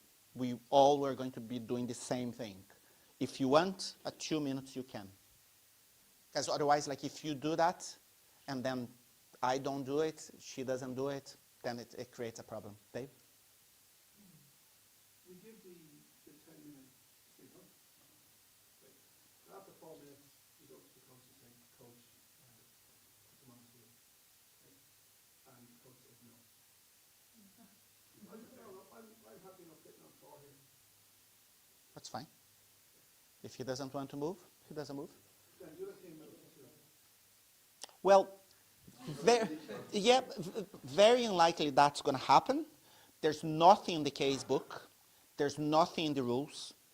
But you're responsible for player. And like, normally what I would say, like, it's going to be a problem. It could cause injuries. And then you have all the right to say, no, we're moving. And then you can tell them, because that will put in, it's going to be a problem for players. Players could be injured. Then you have the authority to go and say, no, you're moving. But that could be avoided. Like if you don't say anything, they will change. They will change. Very unlikely you're going to have someone. But if you do, you have the authority to say, no, this is not safe, you're moving. Or they have the right to stop the warm-up if they don't want to hit in two. I haven't seen it before in Ireland. Have you but seen it? After, no, what I will say. After the coin toss, normally referee might ask to the team, do you want to warm up together or separately? And if they want to separately, we need to give them 5 minutes for each team, and then they can start to warm up. If they want to warm up together, and then the coach needs to be just change the area. But can I tell you, like, this shouldn't come from the referees. The referees shouldn't be offering the option. It's great that the referee knows that the option is there, but that request has to come from the coaches. So don't offer it. But I think also the but- referee is there for the safety of the player, but I say it's the coaches, the one directing the warm-up team. It's Again, not, but it's not the referees. Yeah, but I understand what Dave is saying. Like, but you have the authority as a first referee to know you're changing or you're stopping the warm-up because it's gonna cause harm. But can we just jump on now? I understand the rule, but I'm not sure we offer information just to be aware, because there's no clocks like at the international game. Coach, just 4 minutes is gone. Now, what you do with that information is up to you. Coach, just 2 minutes left. You're saying no on that. Just tell them 2 minutes. Yeah, I would prefer that we do all the same and keep consistency. If towards the end of the season, if they didn't learn by them, then we can reassess the situation. But like, the idea is to align as much as we can to what we have internationally. It's okay to align. It's just practically, I know, politely, I haven't had it. We're all beating across net going, geez, will we move to 2 now? 4 minutes left. Okay, let's move to 2. Yeah. Like what I try to do when they're starting, I tell the captains and I say, listen, I will tell you only when there's 2 minutes left. It's your responsibility to change. Do you follow the same for the junior teams too? Sorry, say it again? Junior teams. Do you follow the same? Well, like this is for the league, Division 1, Division 2, and Premier. Like I'm not sure what kind of competition rules they have for juniors, so I wouldn't be able to tell you. Sorry. Division 3 there, and it's the same rule. Yeah. My point on this, they're not their bad, need some education. Again, for juniors, like referees are more like educators than actually referees. Like Marie Claire. Just going back to the setup of the court and the environments and checking the team list. With e-scoring now, is there going to be an onus on first refs to double check that there's a signal that they have a paper backup just in case, or that everything's kind of working on the scoring front? I think like competitions could answer that, no? Because I'm not sure what's... So obviously you're checking your team listings there, and we're mandating to e-scoring for this season as much as possible, right? So is there going to be an onus on the first ref to make sure that that system is operational and is actually in place, and to maybe ensure that there's a backup emergency? Oh no, but no. I think that it's clear in the competition rules that if the e-scoring is not happening, You need we need to write to Volleyball Island to I know if it doesn't work, explain but I mean, this. started it, like. Let me finish. So, if it's not happening, we have the responsibility to mention to Volleyball Island that it didn't happen, and have the explanation of why it didn't happen. And as well, it's written in the rule that the home team has the responsibility to provide the backup solution, which is the score sheet. So in any case, the game should happen, because if it's not, Yeah, I'm just wondering if that's going to become like a checkpoint for the top left. Like, I know it's the team's responsibility, but It you is. don't want to be in It a is. scenario where you're like in the middle of the first set, it crashes, and then you're suddenly like wandering around for the score sheet because it's stuck in the locker at the end of the hole. It is. It is. It is. it's about being ready, basically. Yeah. That's it. Like in the rules, it says that we should have like a spare net and should have spare antennas.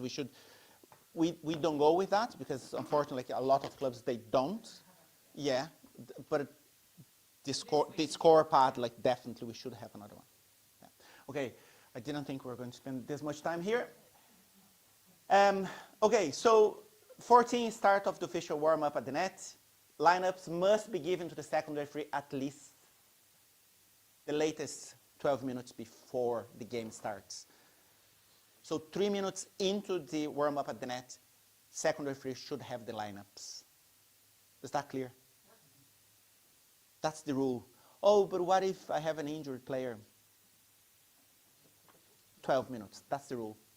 Insist on that, not to put yourself in trouble later with the game and so on. Insist on that. Like, chase, go to the coach, activate your lineup, don't wait the end of the warm-up to say, I didn't get the lineup.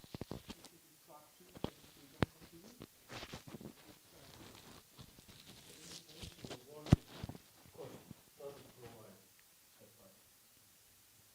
Well, I guess this is delaying the game. So if this is delaying the game, the first referee can apply a delay sanction at the very start of the game. It doesn't delay the game, there's no sanction. It's delaying the game. It is delaying the game. You're stopping us doing another duty. That's a very clear case of delay. Dave. Is that a new rule? The lineup. Well, I always knew that, so I'm not sure. I'm not sure. I think it says it should. But it is. No, I think it says it should be given during. It is on the guidelines. It is on the guidelines. It's written there for sure. I always took it as during the one. Yeah. Well, in the rules, it doesn't say anything about this. In the case book, it doesn't say. It says in the guidelines. I have to check if the previous guidelines before the last update, if it was there. But in this one, I'm 100% sure it's there. So most coaches won't give them to you because what happens is when you're hitting on somebody's hitting on four and they turn their ankle and they're already in the line, you will have to put in a substitution. It is in the guidelines, so that's what we go for from now on. Yeah. Rather. Just on this 12 minutes, I know in the international under-20s, that was, I think that's an international standard, and that's just the guidelines for how that works. But it was also facilitated by the fact that each team had their tablets, and they were able to get those things in on time really quickly. We don't have those luxuries, so I mean, is there any discussion? I don't think it changes anything, knowing who is going to start, like at the warm-up. If you, like, I'm sorry, like, I'm not a coach, but if your coach doesn't know who is going to start, like, 15 minutes before the game, like, again, it's not for me to say, guys, we're delivering the rules. That's in the guidelines. Yeah. I would be very happy if you guys go and check the guidelines. Have a look, read the guidelines. It's all there. Can I ask about coach as well? And I do submit, Jenny, you have an idea, it's going to be one of these 6, right? But I also understood, maybe misunderstood that I submit it to allow the administration, but I'm allowed, if a player gets injured during the warm-up, it doesn't become a substitution. You can go and change it. Yeah, I can change Yeah. it. The idea is just to get the admin out of the way. Yeah. If something exceptional happens, because well, actually player number 2 is injured, so I'm going to start player number 6. You can go and change it. And it's not a substitution at that point. No. Until they go on, it's a... But the system allows you to do that. Just remember that this is set up to facilitate as well the job of the second referee. And I mean, it's a teamwork at the end. We don't want to delay the game. So if there is no kind of, you don't need to be on the clock and say, okay, now it's like 11 minutes, he didn't give me, I'm going to give a delay. No, but if you're not proactive at this stage, then you're going to put yourself in trouble and you're going to be delayed. You know? Can I just say, Linda, go back to you in a second. I should have said that like at the very beginning. We're referees here. So I urge you to think as a referee. I know like some of you, like they do like more than this. You coach and some of you play, and we are thinking as a referees here. Okay? Linda. Two questions. And is there also a deadline for the coach to give the lineup sheet between sets? Yeah, no, it's a minute and a half. Minute and a half, yeah. So But it's in the guidelines as well. before the next set starts? Yeah, so like halfway through. Okay. And the second question is, I've also seen it during the last, I also saw during the last season that for the lineup, because you mentioned that the team has to line up then on the 9-meter line, but I've also seen it that they line up like on the sideline. We'll get there. Okay. We'll get there. I was always told that on the changeovers when the lineups were handed, so set one finishes and team A goes into where team B is, team B goes to team A, and the lineups are handed in then. No. Her question was when the coaches or the game captain, they give back the lineup for the next set. That's a minute and a half. Yes, because think with me. This. Yeah, I mean, maximum, again, this is like maximum 1 minute and a half before the start of the game, because you need to consider that you need this 1 minute and a half to input that. No, actually, the scorers, they have only 1 minute to put that there, because at 2 minutes and 30 seconds, the second referee should be whistling for the teams to go back. So ideally, your situation that you described is the ideal case scenario. Like they swap, they handle that. Beautiful. Yeah. That's the dream. Yeah.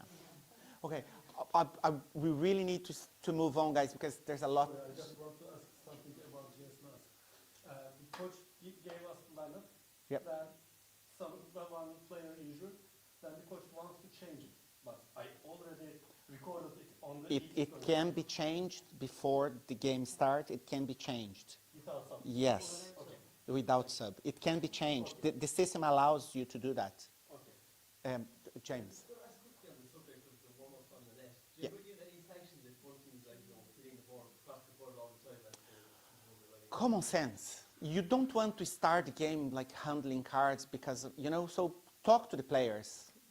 If you have someone that's completely mad and it has to be someone mad to be hitting someone on purpose. Sometimes the player is just like, he doesn't have the skills or she doesn't have the skills. Then, common sense. Guys, we need to move. I'm very sorry. Okay, so 4 minutes, end of the official warm-up at the net. 3 minutes, players line up.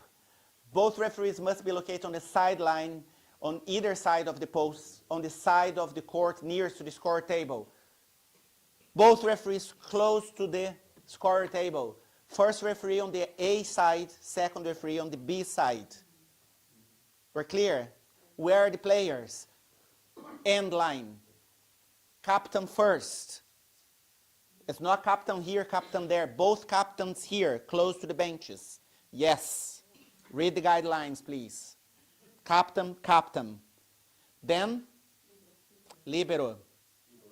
Liberos. Ah, very good. Very good. Before was first libero and last libero. Now, captain, liberos, and then the players in order. Yeah? Clear? Good. But then, sorry, Vinny, so then leading out, so the two captains nearest the bench, you authorize it. Who's leading the charge? Are they going to come up together and go off that way then? Well, in general, like they get together, and then this comes here, the other one goes there. But then the captain on one side would be last side. Why? Like, line up there with me. Okay, here. Okay, I'm the captain. Okay, I don't need to walk straight. I can walk this way, and they come towards me. As opposed to a coordinated snake. Jeez.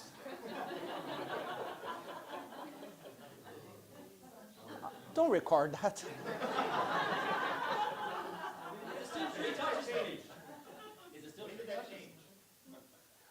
Guys, it's been like since 5 years ago, at least that I know. Say it again. At the end of the 20s, it wasn't like that. No, it was. In all my games and the games that I watched, it was like that. You can go back and rewatch. It's on YouTube. Love YouTube. Yeah. Again, if someone didn't do like that, there was a mistake there. Okay. If someone didn't do that, but read the guidelines, captain and captain. Okay. There, it's in the last line there. Team captain stand with 1 foot on the 9 meters line. Again, you don't need to check that. Close to his bench with the liberos standing next to him, her, and all players along the 9 meters line. Good. After that, players move along to the net, fair play handshake, and gather at the player's bench. 2 minutes before, second referee checks the player's standing position, comparing them with those on their respective lineup sheet. Then the liberos go on court. The second referee needs to authorize that. If the team has 2 liberos, the second referee needs to ask who is the starting libero before, so he knows who is and the scorers, they know as well. Okay? Then he authorizes the liberos to go on court. And then for the first set and for the 5th set, the second referee has to feed the ball for the first service. Okay? Again, after the set finishes, the second referee doesn't need to go looking for the ball. If the ball is not on court, leave the ball. You have other jobs to do. If they roll the ball to you, great. Leave the ball close to the score table. Otherwise, don't leave your post to go looking for the ball. Okay? Exactly on time, first whistle. On time. Volleyball Ireland has a lot of games that they're being on YouTube, live. It's not great for whoever is watching to have a game starting late. If the game is not like, being on YouTube, it's okay. Like if it's late for some reason. If it's being on YouTube, like don't do that. It's disrespectful to people watching. If we have 2 liberos, both of them can play in the same set, or we need to know as a referee which libero? Well, like libero replacement is something that's a completely new word, like it's a completely new rule, like not new, but another rule, completely that we are not discussing here. But the liberos can play in the same set, yeah, both of them. But have a look at the rules for the libero. I'm not sure if we're able to put both, like one per defend, one per pass. No, you can, but you need to have one rally in between. Yeah. You need to have one rally in between. But it definitely, you have to record. And if the second referee notices that that's not being recorded, he has to tell the scorer. That has to be recorded. I was going to say any questions, but I'm sorry, like, yeah. The question has been asked.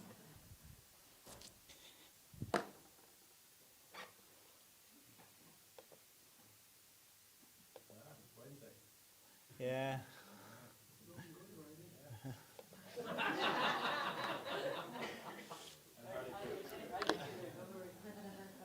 I was just trying in 3 weeks' time.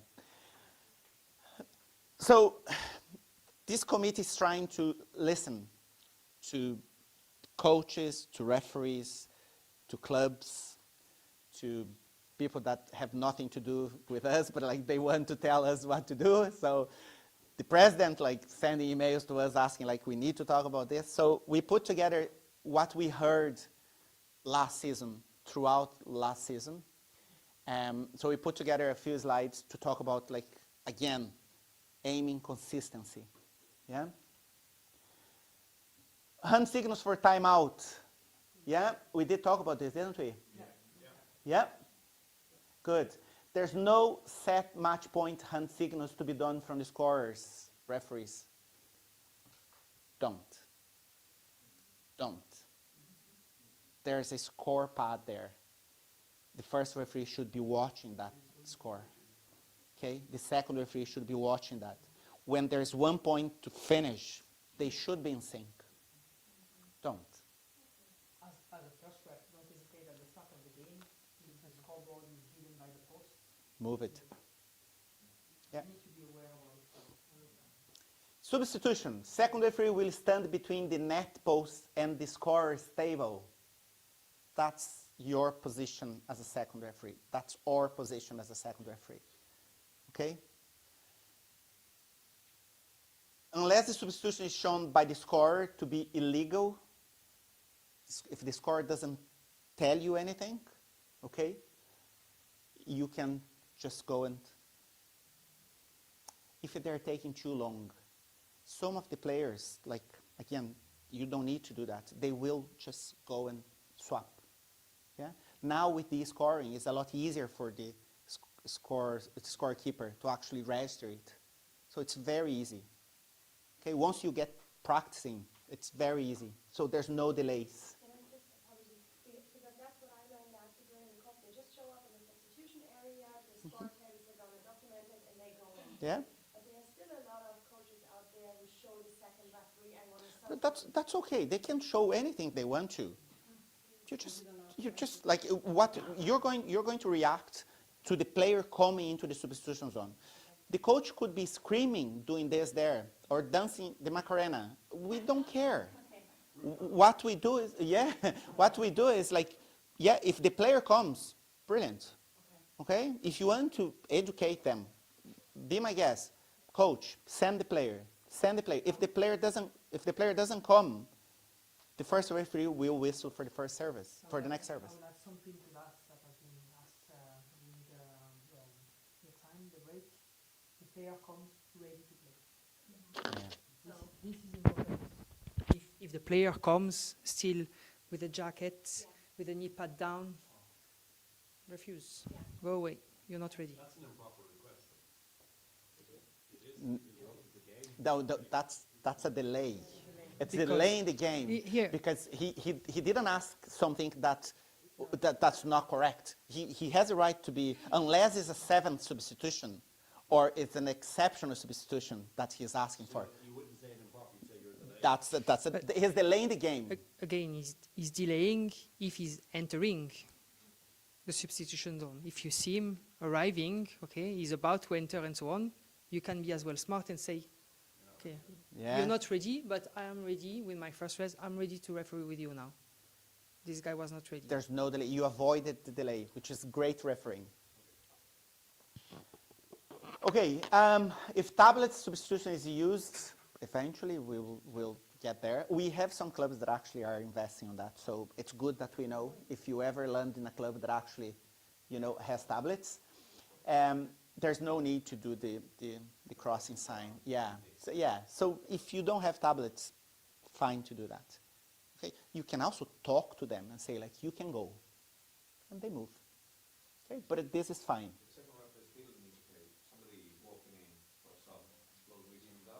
Well, the second referee doesn't do this. No, the second referee stands between the post and the score table, whistle, and stand there and wait for the substitution. If there's one substitution, great, he does that. If there's two substitutions, the first player comes into the substitution zone, the second one stays right, ready to play, just outside the substitution zone. Once one is done, the second one comes in. Sometimes both players come together. That's fine. It's for you to control that. So wait. And then you do one first, and then the second one. I prefer to move the second one, so then I don't confuse the scorer. Okay? Well, I always make sure like the scorer got it. Yeah. If you have tablets, then you see on the tablet. Otherwise, like you just... The only situation where the second referee do the hand signal is for exceptional substitution. For exceptional substitution, the second referee has to do that. Why? Because he has to let everybody know that's an exceptional substitution. For normal intervals between sets 1 and 4, At the direction of the first referee, the teams change courts, each team as one unit. Everybody comes together. How many times you saw comes 3 players and then another 2 and then 1 that was left behind? Everybody comes as a unit, okay? What do? You tell them to do that. They need to get into that mood. As the player passes the net post, they go direct to their benches. Teams do not need to go to the service line before changing courts. Okay? In the past, that was in the guidelines, but that has been taken out. So if it's not there, there's no need to do it. Okay? So when you do the hand signal, you whistle, you finish the game, so you show the hand signals that the last foul, then you finish the game. You don't do this anymore, because they don't need to go to the end line. So whistle, down, change courts. Change courts, not change and change again. This doesn't exist, because you're telling them to go and come back. Yeah? We can just visualize you in a nightclub, by the way. Just so you know. Is that clear? Yeah. Great. During set intervals, subs must take all bottles and any other stuff from their benches. They have to do that. Let's say we don't have subs, or we carried so much things, so much stuff that we can't carry everything. That's fine. They carry whatever they want, and then once the change happened, immediately they can go back. The players that didn't, they just exchanged, they can go immediately. Oh, it didn't happen immediately. They're not allowed to change anymore. They have to wait until the interval is finished. Okay? They can't. There's too many coaches complaining that actually they're talking with their teams and then they have players from the other team coming. We can't take that away from the coaches. Okay? So, no. If immediately they come and then swap, brilliant. If it's not immediately, it passed 15 seconds, 20 seconds, 30 seconds, no. Again, common sense. It says only players that were on court at the end of the set will be allowed to go back and collect stuff. Well, common sense, a typo. Yeah, you can let the other player. Then, if that becomes a practice, no, no. Then, if that becomes a practice, no, no. Enough is enough. Yeah? Just to clarify about the change court, since we don't do like this anymore, so can they just go near the table area and change court, or they have to go around? No, they still have to do the same thing, because you're telling them to change, yeah? Yeah. Second referee must whistle if the ball touches the antenna on his or her side. It's the second referee's job to do that. Yeah? It's very clear. The first referee should avoid to come down to referee's chair except for the toss for the 5th set. Avoid as much as you can. It doesn't look great. You know, first referee coming down. Again, there's an issue with the scorers. They have no idea what's going on. The game is being delayed. The second referee perhaps is not that experienced, doesn't know what's happening. Then yes, then it's your game. Then go down and get that sorted. But avoid as much as you can. Ball touch, we talked about this, yeah? Very clear. Any questions? Now you can. Dave. I just have a question related to the... Sorry, Dave. Oh, I know I'm small. Just, you said the bottles on the benches. Okay. What's the rule on that, please? I can't find the rule on it, and we're enforcing it. Well, this is... We're saying you can't have clear the benches, clear the bottles off the benches. This is... And then in the European Championships, do bottles. Yeah, yeah, but in the European Championships, you have you don't see players going, once they swapped, there's nobody exchanging courts. No, but even we have benches and all that court, and the players will have their drinking bottles on the benches, and it's been practiced that the first referee will stop the game and say, "Will you clear the benches?" Yeah, and we do that, don't we? Yeah, but Yeah. I don't know why. Why do we do that? Because it's not safe. Because it's safety of the players. Like we can't have like water bottles. And again, like the playing area, like in a hall like Blanchardstown, it's a lot bigger than some of the playing areas that we have in Ireland. So let's get like Cork, that the bench is like literally on the wall. So if you have bottles in front of the bench, it's 2 meters from the play. So if players are running towards the water bottles, and that could cause injuries. I've seen the Finnish player in the Europeans. I saw him like kicking a bottle that was on the floor. And then, he had no timeouts anymore. So he did that. I was out. I saw him doing that. The second referee didn't, the first referee didn't, so they couldn't punish him. They sanction him, sorry, not punish. They couldn't sanction him. But if the bottle wasn't on the floor, he wouldn't be doing that. So that's the reason. No, mine is just related to like the jurors, because last season we had like some different opinions, and we just confirmed the Can I? Yeah, you can. Let's forget about opinions. Yeah, What's in the rule? Okay, just because like I know different levels, they have different rules. I mean, for Premier, I know must be like the full jersey, matching everything. For GB1, I saw like the shirt can be one way, and the other one can be just black. So, what's the rule? Well, competition rules. If you have any questions about like jerseys and competition rules, that's the document you have to go to. I can put a link for the competition rules in the email that I'm going to send to you guys. So I have a link for the guidelines, for the rules, for the casebook, for the protocol, and I put another link there for you. And if you have any queries, you can check there. Yeah, Marcella? Yeah, I have a question. Is there any hand signal for the second referee to check the scorers? Because many times, because the scorers, changing the numbers, the points, they are not paying attention because they are from the clock and they just panic, So, I had some of the situation where they panic, so, Well, first of all, like you have to make sure your first referee doesn't continue the game without you. So you're going to put your hand up and ask your first referee to stop. And then you're going to sort out with the scorer. Yeah, that's it. Then you can just talk to the scorer. Yes? So the first referee is telling the teams to switch courts. The people on the bench that take a water bottles, do they go past like the scoring table or do they move with the team? They pass by the scorer table. Like again, let's make their lives easier.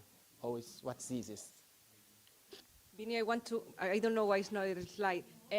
We have always that conversation, and some of the second referees, when they call the teams in after an interval or a timeout, some referees go like with both hands. Yeah. That's not needed. Okay, just stand, whistle, and they walk. You don't need to address them where to go. No big swing with the arm. Just stand there and call them. Yeah. Yeah? That's correct. There's a few documents that we're going to be sending to you guys, the links. And there's a full document with all the content that we discussed here. This shouldn't be new, most of it. Misconduct, improper requests, delays and sanctions. It shouldn't be new. This is all taken from the rules, literally copy and paste. Okay, so we all should know that. Okay? The idea is to have another one, hopefully second part of the season, something like this.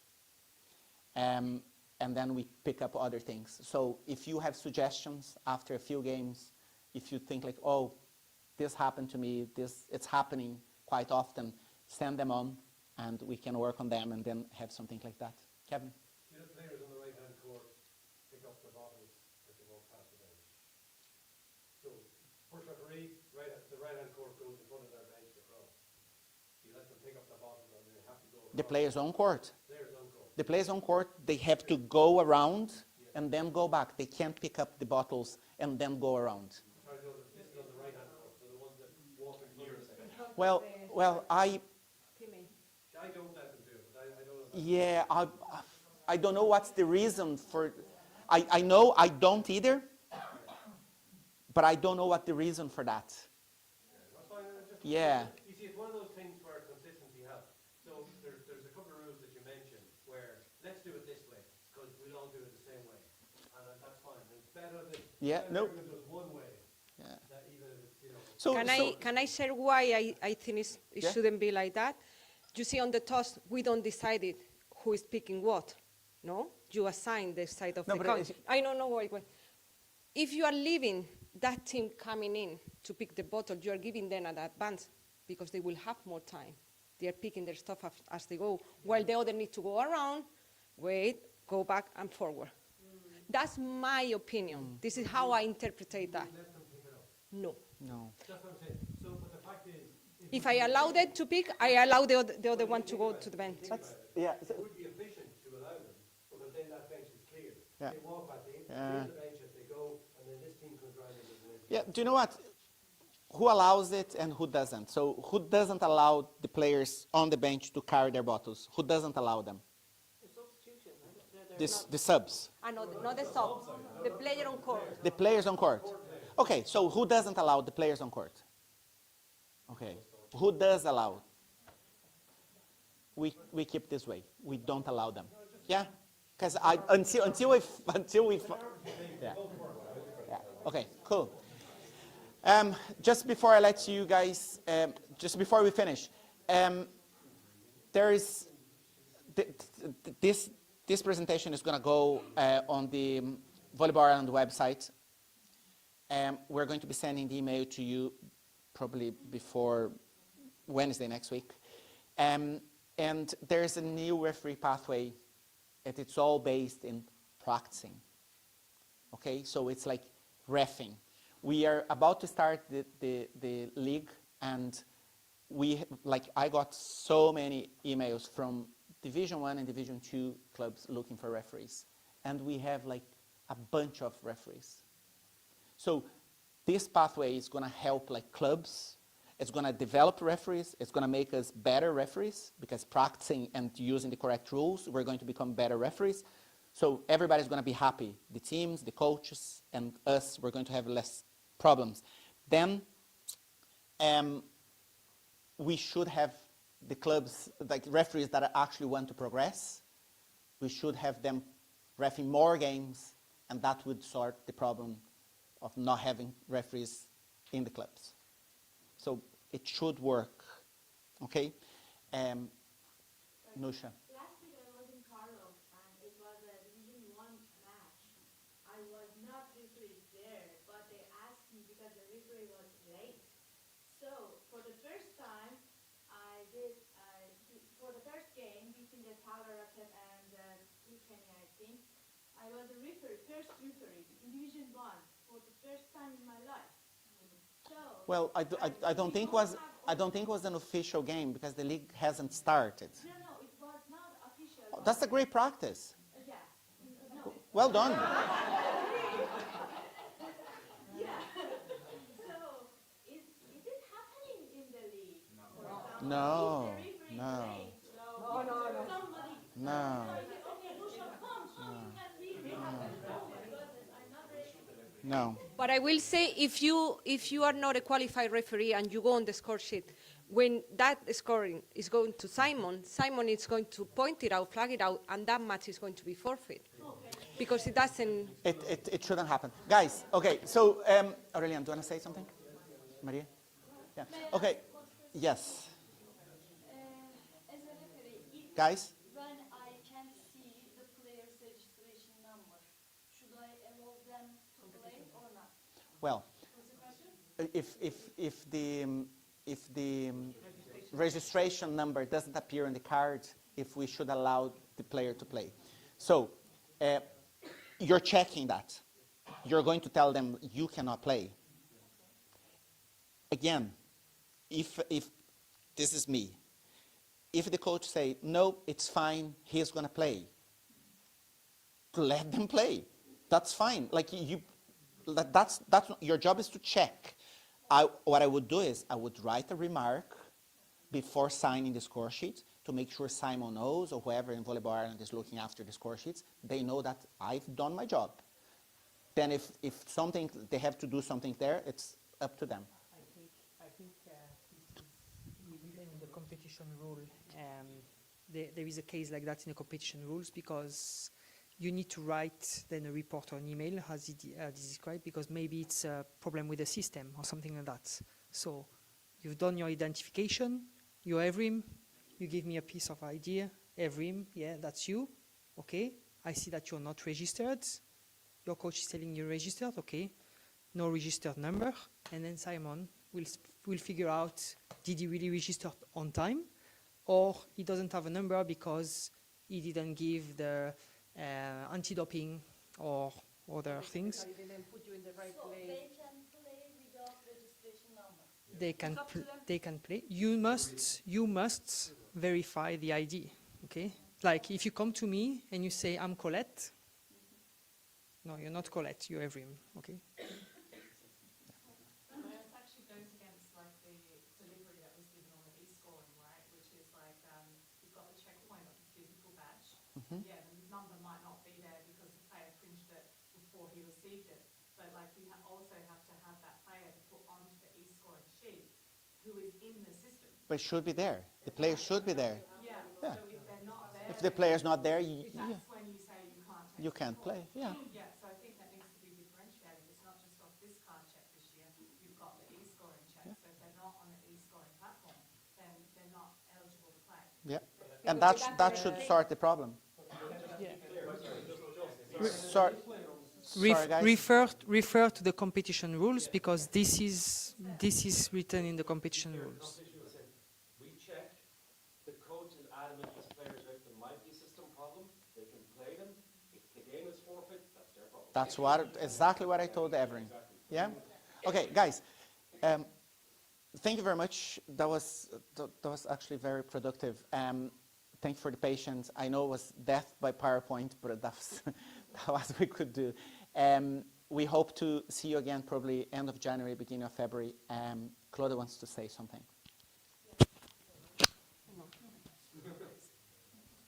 Well, I have to say, I don't think it was death by PowerPoint, right? I think it was excellent presentation, excellent interaction from you guys and from the RMC. So I just want to say thank you very much to you for delivering it and all the time and effort you put in, not just on this presentation, but they study all the time. They're constantly watching those videos, watching matches, giving feedback and everything. So thank you for all your hard work and for today.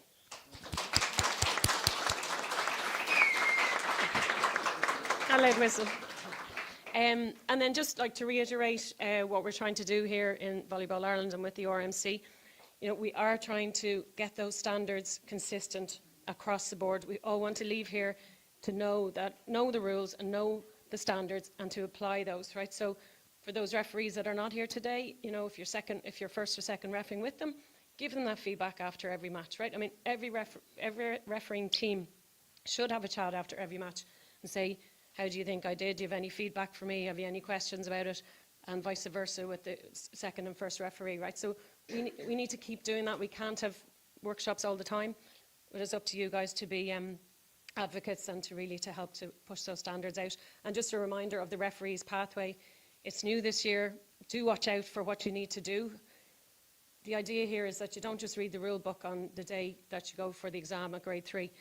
It's all changed now. It's continuous learning, continuous assessment, and to actually make sure that we don't forget those rules or that you notice a bit that came out, right? It's that when something disappears from the rule book, it's because it's gone and we don't continue to still apply them, right? So I guess I ask you all anyway to be advocates and to be, you know, to go out there and try to teach the teams and teach the other referees that aren't here today, or scorekeepers. Encourage more referees, of course we want more, but also to set these standards. If you've any questions ever on the rules, I would say, you know, look them up yourself. It's all online. Google it, Copilot it, ask AI. They all know the answers. But if you still are unclear on it, obviously ask another referee of a higher grade, or you can ask the RMC. Okay? Can I ask when we will have the next workshop for the e-scoring? They don't know. They don't know. We have advised more workshops for people. We can. That's not down to us. I'll follow up on that. Okay. I'll follow up on that. Okay. Okay. So thanks everyone for coming and well done. Oh, we want one photo, do you? Photo and people who have been contacted about the interview, could you please stay behind for 5 minutes?